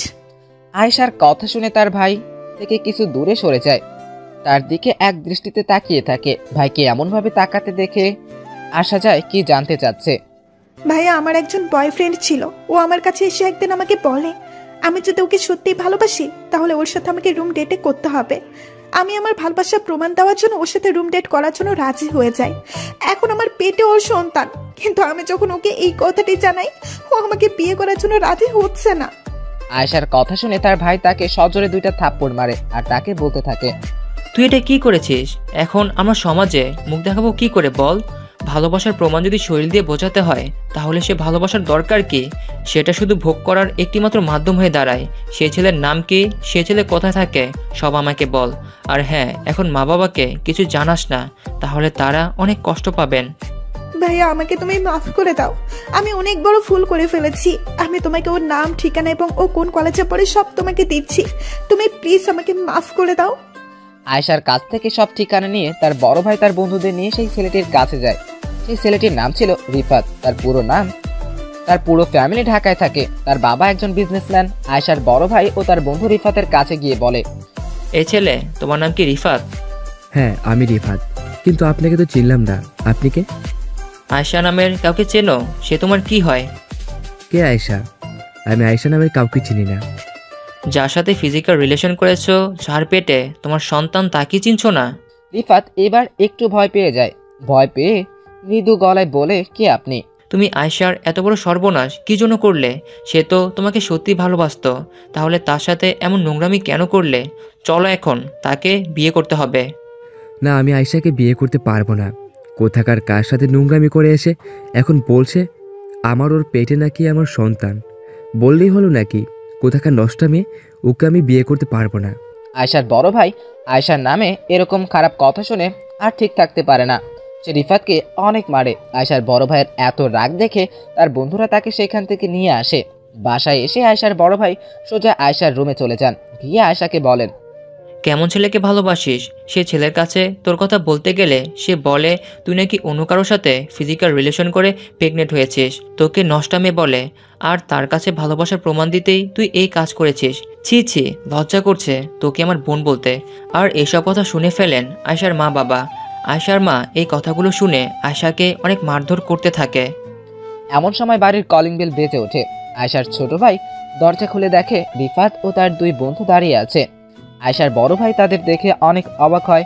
আরো অবাক হয়ে রিফাতের কথা শুনে রিফাত আয়েশার বাবা মার সামনে গিয়ে বলে, আঙ্কেল, আমি আয়েশাকে বিয়ে করতে চাই। আয়েশা, আমি দুজনকে অনেক ভালোবাসি, আর আশাকে আমি অনেক সুখে রাখবো। প্লিজ আপনি না করবেন না? আয়েশার বাবাও না করতে পারে না, কারণ আয়েশা প্রেগনেন্ট তার বাবা জেনে গেছেন। এখন যদি রিফাতকে না করে দেন তাহলে তারা সমাজে মুখ দেখাতে পারবেন না। এই জন্য আয়েশা ও রিফাতের বিয়েটা খুব তাড়াতাড়ি করিয়ে দেন। বিয়ের পর রিফাত বলে, আমার পরিবার ঢাকায় থাকে, আমি আমার বউকে ঢাকা নিয়ে যেতে চাই। এতে কেউই আপত্তি করে না, কারণ বিয়ের পর মেয়ে তার শ্বশুর বাড়ি যাবে, এটাই স্বাভাবিক। তারপর বিয়ের দিন রাতেই তারা ঢাকায় চলে আসে। ঢাকায় এসে রিফাত আয়েশাকে একটি বাংলোতে নিয়ে আসে। আয়েশাকে বলে, তুমি উপরে যাও, উপরে দেখো একটি সাজানো রুম আছে, তুমি রুমে বসে থাকো, আমি বাইরে থেকে আসছি, আমার বাইরে কিছু কাজ আছে। আয়েশা কিছু মনে না করে সেই রুমে গিয়ে রিফাতের জন্য অপেক্ষা করে আর নিজের সংসার কিভাবে সাজাবে তা নিয়ে রঙিন স্বপ্ন দেখতে থাকে। হঠাৎ খুব জোরে দরজায় নক হয়। আয়েশা মনে করে রিফাত এসেছে, এই জন্য সে কিছু মনে না করেই খুলে দেয়। কিন্তু সে দেখে বাইরে রিফাতের বন্ধুরা ড্রিঙ্কস নেশাগ্রস্ত অবস্থায় দাঁড়িয়ে আছে। আয়েশাকে সরিয়ে তারা একে একে ঘরে ঢুকে দরজা বন্ধ করে দেয়। আয়েশা ভীতু চোখে তাদের দিকে তাকিয়ে বলে, তোমরা দরজা বন্ধ করলে কেন? আর তোমরা এই অবস্থায় এখানে এসেছো কেন? রিফাত কোথায়? আয়েশা পরিস্থিতি সুবিধার মনে না করে রিফাত রিফাত বলে চিৎকার করতে থাকে, কিন্তু রিফাত আসে না। আয়েশা চিৎকার করতে দেখে রিফাতের এক বন্ধু বলে, আরে জান, চিৎকার করছো কেন? রিফাত আসবে না। তোমরা তো আজ বাসর রাত, হিংসা নেই তো কি হয়েছে, আমরা আছি, আমরা মিলে বাসরটা সেরে ফেলি। এই বলে তারা সবাই আয়েশার উপর ঝাঁপিয়ে পড়ে। তারা মোট 6 জন ছিল। 6 জন নেশাগ্রস্ত নরপশুর সামনে আয়েশা একা কিছুই করতে পারল না। তাকে সারা রাত সেই 6 জন নরপশু মিলে ধর্ষণ করে। সকালে রিফাত সেই রুমে প্রবেশ করে। তাকে দেখে অনেকটাই খুশি হয় আয়েশা। সে ভাবে রিফাত তাকে সাহায্য করবে, তাই সে রিফাত আসার সাথে সাথে অনেক ব্যথা সহ্য করেও রিফাতকে জড়িয়ে ধরে। কিন্তু রিফাতের এক বন্ধুর কথা শুনে সে রিফাতকে ছেড়ে পিছিয়ে যায়। তার বন্ধু বলছিল, যাই বলিস শিবা, তোর বউটাও কিন্তু অনেক সুন্দর, অনেক মজা পেলাম। তাই নাকি? তা তোদের তো হলো, এবার আমাকেও একটু দেখতে দে, যা তোরা এখন। রিফাতের কথা শুনে সবাই এসে রুম থেকে চলে গেল। আয়েশা এতক্ষণ অবাক দৃষ্টিতে রিয়াদের দিকে তাকিয়েছিল। সবাই চলে যাওয়ার পরে সে বলল, রিফাত, তুমি কেন এমন করছো? আমি তোমার কি ক্ষতি করেছিলাম? তুমি আমার এত বড় সর্বনাশ কেন করলে? তুমি না আমাকে ভালোবাসো? তোকে আমি কখনোই ভালোবাসিনি, আমি তো ভালোবেসেছিলাম তোর শরীরের জন্য। তোর সাথে আর কয়দিন ফুর্তি করে চেয়েছিলাম, কিন্তু তুই প্রেগনেন্ট হয়ে গেলি। ভেবেছিলাম তোকে ছেড়ে দেব, কিন্তু তোকে নষ্ট বলাতে তোর বড় ভাই আমাকে অনেক মেরেছে। ওই কুত্তার বাচ্চার জন্য সেদিন আমাকে মার খেতে হয়েছিল। তাই তোকে এখন সত্যি সত্যি নষ্ট মেয়ে বানিয়ে দেব, আমরা সবাই মিলে তোকে ভোগ করব। এই সাথে কেমন কথা শুনে রিফাতকে জোরে জোরে 2টা থাপ্পড় মারে আর বলে, তোর মতো কুত্তার বাচ্চার মুখ দিয়ে আমার ভাইয়ের সম্পর্কে একটা বাজে কথা বলবি না। আমারই ভুল ছিল, আমি অন্ধের মতো তোর মতো কুত্তার বাচ্চাকে ভালোবেসেছি। কবি যখন করেছিস তাহলে এবার শাস্তি ভোগ কর। রিফাত এই কথা বলে আয়েশার উপর ঝাঁপিয়ে পড়ে। আয়েশা ব্যথায় চিৎকার করতে থাকে, কিন্তু কেউ তার সাহায্যের জন্য আসে না। তার এত চিৎকার দেখে রিফাত বলে, আহ, এত চিৎকার করছো কেন? এই রুমটা সাউন্ড প্রুফ, তোমার চিৎকার বাইরে যাবে না, তাই চিৎকার করে কোনো লাভ নেই। এদিকে আয়েশার বাড়িতে সবাই চিন্তিত। কাল বিয়ে হলো, সে তার শ্বশুর বাড়িও গেল, কিন্তু একটিবার তার বাবা মার কাছে এখনো ফোন করলো না। ঠিকমতো পৌঁছে গেছে কিনা তাও জানালো না। দুপুরের দিকে হঠাৎ রিফাত আয়েশার বড় ভাইয়ের ফোনে কল দিল। ভাইয়া কেমন আছেন আপনি? বাইরের সবাই কেমন আছে? আলহামদুলিল্লাহ, সবাই ভালো আছে। তোমরা কালকে সময় মতো পৌঁছাতে পেরেছিলে তো? আর আয়শা কেমন আছে? ওর জন্য মনটা কেমন কেমন যেন করছে, ও ঠিক আছে তো? হ্যাঁ ভাইয়া, আমরা কাল ঠিকমতো পৌঁছে গেছিলাম, আর আয়েশাও ভালো আছে। নিন, ওর সাথে কথা বলুন। ভাইয়া, তুমি কেমন আছো? মা বাবা ভালো আছে? আমার 2 ছোট ভাই কি করছে? আমরা সবাই ভালো আছি বোন। 2টো ভাই তোর জন্য খুব মন খারাপ করে বসে আছে, তুই তাড়াতাড়ি একবার এসে ঘুরে যা বোন। আচ্ছা ভাইয়া, এখানে অনেক কাজ তো, অনেক বড় পরিবার রিফাতদের, কিছুদিন পরে যাবো বাড়িতে। আচ্ছা বোন, নিজের খেয়াল রাখিস। আপনারা হয়তো ভাবছেন আয়েশার উপরে এত নির্যাতন হলো, তাও কেন সে তার ভাইকে কিছু বলল না। আসলে তখন রিফাত আয়েশার ভাইকে কল দেবার আগে আয়েশাকে বলে, জান, এবার তোমার ভাইয়াকে ফোন করতে হবে, কিন্তু তার আগে তুমি এই ভিডিওটা দেখো। ভিডিওতে আয়েশার সাথে রাতে এবং এখন যা কিছু হয়েছে সবকিছু ভিডিও ছিল। ভিডিওটি দেখানোর পরে রিফাত আয়েশাকে বলে, তুমি যদি ভেবে থাকো তোমার ভাইকে সব কিছু বলে দেবে, তাহলে সেই চিন্তাধারা তোমার মাথা থেকে বের করে দেওয়াই তোমার জন্য ভালো হবে। তুমি যদি তোমার ভাইয়াকে কিছু বলো, তাহলে এই ভিডিও ইন্টারনেটে ভাইরাল করে দেব। তখন তোমার বাবা মা সমাজে আর কোনোভাবেই মুখ দেখাতে পারবে না। আর হ্যাঁ, তুমি যদি এখান থেকে পালানোর চেষ্টা করো, তাহলেও ভিডিওটা আমি ভাইরাল করে দেব। এই জন্য আয়েশা তার বড় ভাইকে কিছু বলতে পারে না। এভাবে পেরিয়ে যায় 15টা দিন। প্রতিদিন আয়েশার উপর দিয়ে নির্যাতন চলে। প্রতিদিন আয়েশা, রিফাত ও তার বন্ধুরা কয়েকবার ধর্ষণ হতে হয়। এখন সেই ব্যথাগুলো আয়েশার শরীরে কিছুটা হলেও সরে গেছে। আয়েশা খাবার খেতে চায় না, কিন্তু রিফাতের স্বার্থের জন্য রিফাত সেই ভিডিওর ভয় দেখিয়ে আয়েশাকে জোর করে খাওয়ায়। একদিন আয়েশার কাছে রিফাতের 2 বন্ধু আসে। তার সাথে ফিজিক্যাল রিলেশন করার জন্য আয়শা এবার সাহস করে তাদের সাথে লড়াই করে, কিন্তু আয়শা অনেক দুর্বল থাকার কারণে তাদের সাথে পেরে ওঠে না। তার উপরে তারা দুইজন ছিল। রিফাতের এক বন্ধু তার হাতে একটি কেমিক্যাল এর বোতল নিয়ে আয়শার চুল ধরে আয়শার মুখে ঢেলে দেয়। এর ফলে আয়শার শরীরের ভিতর উড়ে যায়। তারা এই কাজগুলো করলেও আয়শাকে ছাড়ে না। আয়শার এই অসহ্য যন্ত্রণার মাঝে তাকে তারা আবার ধর্ষণ করে। তারপর সেখান থেকে তারা চলে যায়। কিন্তু রিফাত এই কেমিক্যালের বিষয়টি জানতো না। রিফাত আয়শার জন্য খাবার নিয়ে আসলে আয়শা খেতে পারে না। আয়শা খাচ্ছিল না দেখে রিফাত বলে, এই শালি, তুই খাচ্ছিস না কেন? চুপচাপ খা, না হলে সেই ভিডিওটা ইন্টারনেটে ছেড়ে দেবো। আয়শা কথা বলতে পারছে না, তার অসহ্য যন্ত্রণা হচ্ছে। সে মনে মনে কামনা করছে, আল্লাহ, তুমি আমাকে অসহ্য যন্ত্রণা থেকে মুক্তি দাও। আমাকে তুমি তোমার কাছে ডেকে নাও। আল্লাহ, এই নরপশুদের শাস্তি আমি তোমার হাতে ছেড়ে দিলাম। তুমি এদের শাস্তি দিও। আয়শা খাচ্ছে না দেখে রিফাত একটু অবাক হয়, কারণ রিফাত ভিডিওর কথা বললেই আয়শা সব কথা মেনে নিত। আবার সে লক্ষ্য করে আয়শা কোনো কথাই বলছে না, আর অনেকটাই দুর্বল মনে হচ্ছে। সে জানতো তার দুই বন্ধু আয়শার কাছে এসেছিল তারা আসার আগে, এই জন্য সে তাদের কাছে চলে যায় জানার জন্য আয়শার কি হয়েছে। এই সুযোগে আয়শা তার ভাইয়ের জন্য একটা চিঠি লিখে। আয়শা চিঠিতে যা লিখছে, প্রিয় ভাইয়া, আমাকে মাফ করে দিও। আমি তোমাদের না জানিয়ে অনেক বড় ভুল করেছিলাম। তখন আমি একজন ভুল মানুষকে ভালোবেসে ফেলেছিলাম। আমার সুখের কথা ভেবে তোমরা তার সাথেই আমাকে বিয়ে দিলে, কিন্তু ভুলের শাস্তি তো পেতেই হবে। কিন্তু হয়তোবা আমি শাস্তি একটু বেশি পেয়ে গেছি। আমাকে তোমরা মাফ করে দিও। ভাইয়া, তুমি রিফাতকে ছাড়িস না। সিফাত আমার সাথে অনেক খারাপ কিছু করেছে। তারপর তার সাথে এতদিন যা কিছু হয়েছে সেসব এই চিঠিতে লেখে। তারপর ফ্যানের সাথে তার ওড়না পেঁচিয়ে সে নিজে নিজেই আত্মহত্যা করে। রিফাত ও সেই দুইজন বন্ধু রুমে এসে দেখে আয়শা মারা গেছে। তারা এবার একটু ভয় পেয়ে যায় এবং তারা সেই রুমের দরজা লক করে চলে যায়। যেহেতু সেই বাড়িটি ছিল রিফাতের বাবার, তাই সেভাবে পড়ে এসে লাশটিকে গায়েব করে দিবে। আয়শার বড় ভাই ও ছোট ভাই ও ভাইয়ের বন্ধু তিনজনই আয়শার সাথে দেখা করতে সেই বাড়িতে আসে। আয়শা ঢাকায় আসার আগে তাদের এই ঠিকানা দিয়ে এসেছিল। তারা দরজায় কলিং বেল বাজলে কেউ খোলে না, পরে তারা দরজা ধাক্কা দিয়ে মেইন গেট খোলা ছিল। তারা ভিতরে প্রবেশ করে দেখে অনেক মদের বোতল পড়ে আছে ড্রয়িং রুমে। এরপর তারা আস্তে আস্তে বাড়ির ভিতরে যায়। তারা একটি রুমের সামনে এসে তাকে রুমটি তালাবদ্ধ। বাসার কোনো রুমে তালা দেওয়া নাই। বাসায় এমন অবস্থা দেখে তাদের ভালো লাগছিল না। তারা সেই দরজার তালা ভাঙে এবং তারা দেখতে পায় তাদের বোনের ঝুলন্ত লাশ। তারা সেই লাশ দেখে আসার ছোট দুই ভাই সেই লাশটিকে জড়িয়ে ধরে কাঁদতে থাকে, আর বড় ভাই সেখানে স্থির হয়ে দাঁড়িয়ে থাকে। কিছুক্ষণ পর বড় ভাইয়ের চোখে সেই চিঠিটি পড়ে। সেই চিঠিটি হাতে নিয়ে পড়তে থাকে। তারপর বড় ভাই আবারও স্থির হয়ে দাঁড়িয়ে যায়। ছোট দুই ভাই দেখে সেই চিঠিটা বড় ভাইয়ের হাত থেকে নিয়ে পড়তে থাকে। ছোট ভাইয়ের বন্ধু বলে, ভাইয়া, রিফাতকে আমরা ছাড়বো না। আমার এই দুনিয়াতে কেউ নেই, কিন্তু আপনারা আমার পরিবার হয়ে দাঁড়িয়েছিলেন। আয়েশাপু আমাকে যতটা ভালোবাসতো তা হয়তোবা নিজের ফোন এতটা ভালোবাসতো না। কিন্তু ভাইয়া, আমরা রিফাতকে তো চিনি। রিফাতের কোনো বন্ধু এর সাথে জড়িত, তাদেরকে আমরা কিভাবে চিনব? তারপর আয়েশার ছোট ভাই পাশ থেকে কান্না করতে করতে বলে, ভাইয়া, চিঠিতে আপু যে ভিডিওগুলোর কথা বলছো সেই ভিডিওগুলো এই ল্যাপটপে আছে। এখানে সব মুখ দেখা যাচ্ছে। আমরা এই ভিডিও দেখেই সবাইকে চিহ্নিত করতে পারবো। বড় ভাই সেই ল্যাপটপটি হাতে নিয়ে ভিডিওগুলো দেখে। এবার তার চোখ থেকে 2 ফোঁটা জল গড়িয়ে পড়ে। সে চিৎকার করে বলতে থাকে, রিফাত, আমি তোকে ছাড়বো না। তুই আমার আদরের বোনটাকে মেরে ফেললি। আমি তোকে এর চেয়েও কয়েক গুণ শাস্তি দিয়ে মারবো। আয়েশার লাশ তার বাড়িতে নিয়ে যেয়ে দাফন করা হয়। আয়েশার বাবা মা তার লাশ থেকে অনেকটাই ভেঙে পড়েন। পরদিন সকালে উঠে দেখা যায় আয়েশার বাবা আয়েশার সুখে হার্ট অ্যাটাক করে মৃত্যুবরণ করেছেন। বাড়িতে ইতিমধ্যে আয়েশার শোকে সবাই বিভোর ছিল। তারপর আবার আয়েশার বাবার মৃত্যুবরণ করে। আয়েশার বাড়িতে আরও সুখ বয়ে যায়।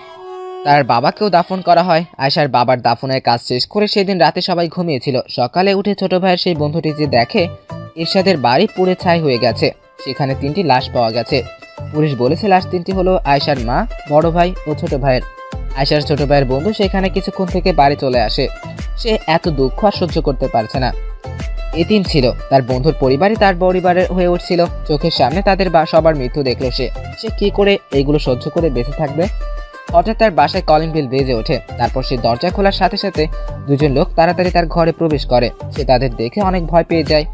ভয় পেয়ে সে বলতে থাকে, আপনারা কারা? আপনারা আমার বাড়িতে কিভাবে ঢুকলেন? বন্ধু, আমি। আয়েশার ছোট ভাইয়ের বন্ধু বুঝতে পারে যে এইটা তার বন্ধু আর ছোট ভাই। আর পাশে থাকা লোকটি আয়েশার বড় ভাই। প্রথমে দেখে চিনতে পারেনি, কারণ তাদের মুখে আগুনে ঝলসে গেছে। সে তাদের দেখে অবাক হয়। এতটা উড়ে যাওয়ার পরেও তারা হেঁটে হেঁটে তার বাড়ি পর্যন্ত এসেছে। এতটা যন্ত্রণা সহ্য করেও তারা সেই তার বন্ধুর কাছে উদ্দেশ্য করে বলে, তোদের এই অবস্থা কি করে হলো? কে করেছে এসব? আর তোরা বেঁচে গেলি কিভাবে? আসলে রিফাত বুঝতে পারছিল যে আমরা আয়েশার মৃত্যুর বদলা অবশ্যই নিব, তাই সে আমাদের পরিবারের সবাইকে মারার জন্য বাড়ি গুন্ডা পাঠায়। কিন্তু যে 3টা লাশ পাওয়া গেছে সেগুলো কাদের? পুলিশ তো বলল সেখানে তোদের 2 জনের লাশও আছে। যারা আমাদের মারতে এসেছিল তাদের 2 জনকে আমরা মেরে ফেলি ওখানে। ওদের সাথে মারামারি এক পর্যায়ে ওরা দরজা বন্ধ করে আগুন লাগিয়ে চলে যায়। আর আরেকজনের লাশ হলো মায়ের মা, আর বেঁচে নেই। এই বলে কাঁদতে কাঁদতে অজ্ঞান হয়ে যায় আয়েশার ছোট ভাই, আর তার বড় ভাই নিশ্চুপ হয়ে সোফায় বসে থাকে। তারপর সেই বন্ধু তাদের 2 জনকে চিকিৎসা করায়। তাদের 2 জনের মুখে আগুন অনেকটাই পড়ে যায়, ফলে তাদের মুখে প্লাস্টিক সার্জারি করতে হয়। এই জন্য তাদের চেহারা পরিবর্তন হয়ে যায়। তাদের সুস্থ হতে অনেকটা সময় লেগে যায়। সমাজের কাছে তারা মৃত। তাদের চেহারা পরিবর্তন হয়ে যাওয়ার ফলে তারা যখন সুস্থ হয়ে ফিরে আসে তাদের কেউ চিনতে পারে না। বড় ভাই একজন পুলিশ অফিসার হয়। তারা 3 জন মিলে এফেক্ট প্ল্যান বানায়। তাদের সেই রকমভাবেই মারা হয় যেভাবে আয়েশাকে অত্যাচার করেছিল। তারা এক এক করে তাদের মারা হয়। সেই 2 জন আয়েশার মুখে কেমিক্যাল ঢুকিয়ে দিয়েছিল, তারা জন্য আয়েশার শরীরের ভিতর পড়ে গিয়েছিল। সেই 2 জনকে ওই কেমিক্যালের চেয়েও 2 গুণ পাওয়ারফুল কেমিক্যাল তাদেরকে খাওয়ানো হয়, যাতে তারা সেই যন্ত্রণা বুঝতে পারে। লাস্টে রিফাতকে মারা হয়, কিন্তু রিফাতকে তারা নিজের হাতে মারে না। রিফাতকে এতটা যন্ত্রণা দেয় জেনে সে নিজের মৃত্যুবরণ করে, আর সে আত্মহত্যা করে। প্রত্যেকটা লাশের পাশে তারা একটু করে পুতুল রেখেছে, যেন মানুষ বুঝতে পারে তারা কোনো নিকৃষ্ট কাজের জন্য শাস্তি পেয়েছে। কিন্তু এই সব কিছুর মাঝে তারা 3 জন একটি কথা জানতে পেরেছিল। সেটা হলো রিফাতের নাম আসলে রিফাত ছিল না, তার নাম ছিল জিহাদ। কি ভাবছো এতক্ষণ জিহাদের কেন হত্যা করা হয়েছে এই কথা বলছিলাম? হ্যাঁ, তুমি কি ভাবছো? আর আয়েশার বড় ভাইয়ের নাম ছিল রানা এবং ছোট ভাইয়ের নাম ছিল রিয়াদ, আর রিয়াদের বেস্ট ফ্রেন্ডের নাম ছিল আকাশ। আমি সেই এতিম ছেলে। এই সব কিছুর পেছনে আমার হাত ছিল। তাই যখন আমি জানতে পারি তুমি শুভ সাহেবের মেয়ে, তখন তোমাকে চাইলেও ভালোবাসতে পারিনি, কারণ একজন পুলিশ অফিসার কখনো একজন খুনিকে তার মেয়ের জামাই মানাবে না। তাই তুমি এত ভালোবাসার পরেও আমি তোমাকে ভালোবাসতে পারিনি। ইতিমধ্যেই আমি অনেক ভালোবাসার মানুষকে হারিয়ে যাচ্ছি। নতুন করে আর দুঃখ পেতে চাচ্ছিলাম না। আর তারা তখন আমাকে মারতেই চায়নি। আমাদের প্ল্যান ছিল আমরা জিহাদ ও জিহাদের বন্ধুদের মেরে পুলিশের কাছে ধরা দিব, কিন্তু ওরা জানতো যে আমরা কাজ করেছি তাতে হাতের নির্ঘাত ফাঁসি হবে। কিন্তু তারা এমন একটা প্ল্যান করতে চেয়েছিল যাতে আমি দুনিয়ার কাছে মরে যাব, কিন্তু আসলে আমি পৃথিবীতে বেঁচেই থাকবো। হয়তো তুমি যখন এই চিঠিটা পড়ছো তখন আমি আর এই দুনিয়াতে নেই। তোমার শরীরের এই 2টি কিডনি ট্রান্সফার করা হয়েছে, সেই 2টি কিডনি আমার। তোমাকে এই জন্য বললাম কারণ আমার মৃত্যুর সংবাদ শুনে তুমি যেন তোমার নিজের কোনো ক্ষতি না করো। আমি তোমার মধ্যেই বেঁচে থাকবো। ভালো থেকো তুমি। পারলে আমাকে ক্ষমা করে দিও। চিঠিটা পড়ে রিয়া চিৎকার করে কান্না করতে থাকে। 5 বছর পর রিয়া সাজেক ভিলার বারান্দায় দাঁড়িয়ে সাজেকের অপরূপ প্রাকৃতিক সৌন্দর্য উপভোগ করছে। সেখানে তার হাজবেন্ডের সাথে হানিমুনে এসেছে। সে বারান্দায় দাঁড়িয়েছিল, হঠাৎ পিছন দিয়ে তার স্বামী তাকে জড়িয়ে ধরে। এমন কাণ্ড দেখে রিয়া বলে, আকাশ কি করছো? তুমি কিন্তু অনেক দুষ্টু হয়ে যাচ্ছ। এত সুন্দর একটা বউ থাকলে একটু দুষ্টুমি করতেই হয়। তো ম্যাডাম কি ভাবছিলেন এখানে দাঁড়িয়ে দাঁড়িয়ে? আমাদের অতীতের কথা ভাবছিলাম। হ্যাঁ, রিয়ার স্বামী আকাশ। আকাশের সাথে রিয়ারই বিয়ে হয়েছে। এখন আপনারা ভাবছেন আকাশ তো 5 বছর আগে মারা গেছে, তাহলে রিয়ার সাথে আকাশ এখন কিভাবে আসবে? চলেন তাহলে ফ্ল্যাশব্যাকে চলে যাই। আসলে সেদিন যখন আকাশ রিয়ার কিডনি দিতে হাসপাতালে গিয়েছিল তখন রিয়াদ হাসপাতালে চলে আসে। সে পুলিশ থেকে পালিয়ে এসেছিল। রিয়াদ আকাশকে এসে জানায়, আকাশ বন্ধু, তুই আমাদের জন্য অনেক করেছিস। রিয়ার ব্লাড গ্রুপ ও আমার ব্লাড গ্রুপ এক। রিয়াকে আমিও কিডনি দিতে পারবো, তুই কিডনি দিস না বন্ধু। রানা ভাইয়া পুলিশের থেকে পালানোর সময় পুলিশের গুলিতে মারা গেছে। হয়তো পুলিশ আমাকে খুব তাড়াতাড়ি খুঁজে ফেলবে। তাই বলছি বন্ধু, তুই চলে যা, আমাকে কি মিনিটে দিতে দে। তোকে আমার কসম, তুই কিডনি দিবি না, আমি কি নিয়ে থাকবো? কিন্তু 2টো কিডনি দিয়ে দিলে তো তুই মরে যাবি ভাই। তুইও তো মরে যাবি। আমার এই দুনিয়ায় আর কেউ বেঁচে নেই, কিন্তু তোর জন্য রিয়া থাকবে। ভালো থাকিস বন্ধু। রিয়াকে কখনো কষ্ট দিস না, ও তোকে খুব ভালোবাসি। রিয়াদের অপারেশন চলাকালীন সবসময় আকাশ রিয়াদের অপারেশন থিয়েটারের দরজায় পাশেই ছিল। সেখানে একজন নারীর প্রেগনেন্সি, তার অপারেশন হবে, কিন্তু তার অনেক রক্তের প্রয়োজন ছিল। রক্ত না পাওয়া গেলে তাদের অনেক ক্ষতি হয়ে যাওয়ার সম্ভাবনা আছে। তাই আকাশ রক্ত দেবার জন্য তৈরি হয়ে যায়। সে ওই মহিলাকে রক্ত দিয়ে কখন অজ্ঞান হয়ে যায় তা সে বুঝতে পারে না। 1.5 দিন পর তার জ্ঞান ফেরার পর আকাশ রিয়ার কাছে চলে যায়, কিন্তু আকাশ দেখে ইতিমধ্যে রিয়া তার লেখা চিঠি পড়ে ফেলেছে। আকাশ ভাবছিল সব সত্যি জেনে রিয়া তার দিকে গ্রহণ করবে না, তাই সে দেশ ছেড়ে চলে যায়। আকাশ 5 বছর পরে কোনো একটা কাজের জন্য দেশে আসে। হঠাৎ রাস্তায় রিয়ার সাথে তার দেখা হয়ে যায়।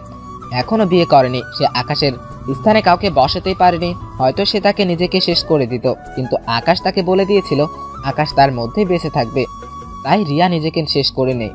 তারপর তারা দুজনকে বিয়ে করে ফেলে। বর্তমানে আকাশ রিয়াকে তার কোলে তুলে নেয়। কি করছো আকাশ? পড়ে যাবো তো। দেখো এখন একদম দুষ্টুমি করবে না। তুমি অতীত নিয়ে ভাবতে ভাবতে অনেক ক্লান্ত হয়ে গেছো, তাই তোমার বিশ্রামের প্রয়োজন, তাই তোমাকে বিছানায় নিয়ে যাচ্ছি। না, আমার বিশ্রাম লাগবে না, তুমি ছাড়ো আমাকে। তারপর আকাশ রিয়াকে বিছানায় ফেলে দেয় এবং আকাশ রিয়ার উপর উঠে বসে। আকাশ ঘন নিঃশ্বাসে রিয়ার মুখের উপর পড়ছে। রিয়া হালকা হালকা কেঁপে উঠছে। তারপর বাকিটা ইতিহাস ভাই, এর পরে লিখলে চাকরিটা আর থাকবে না। হ্যালো বন্ধুরা, আমাদের গল্পটি কেমন লেগেছে অবশ্যই কমেন্ট করে জানাবেন এবং আরও নতুন নতুন গল্প পেতে আমাদের চ্যানেলটি সাবস্ক্রাইব করে পাশে থাকা বেল আইকনটি ক্লিক করুন। ধন্যবাদ।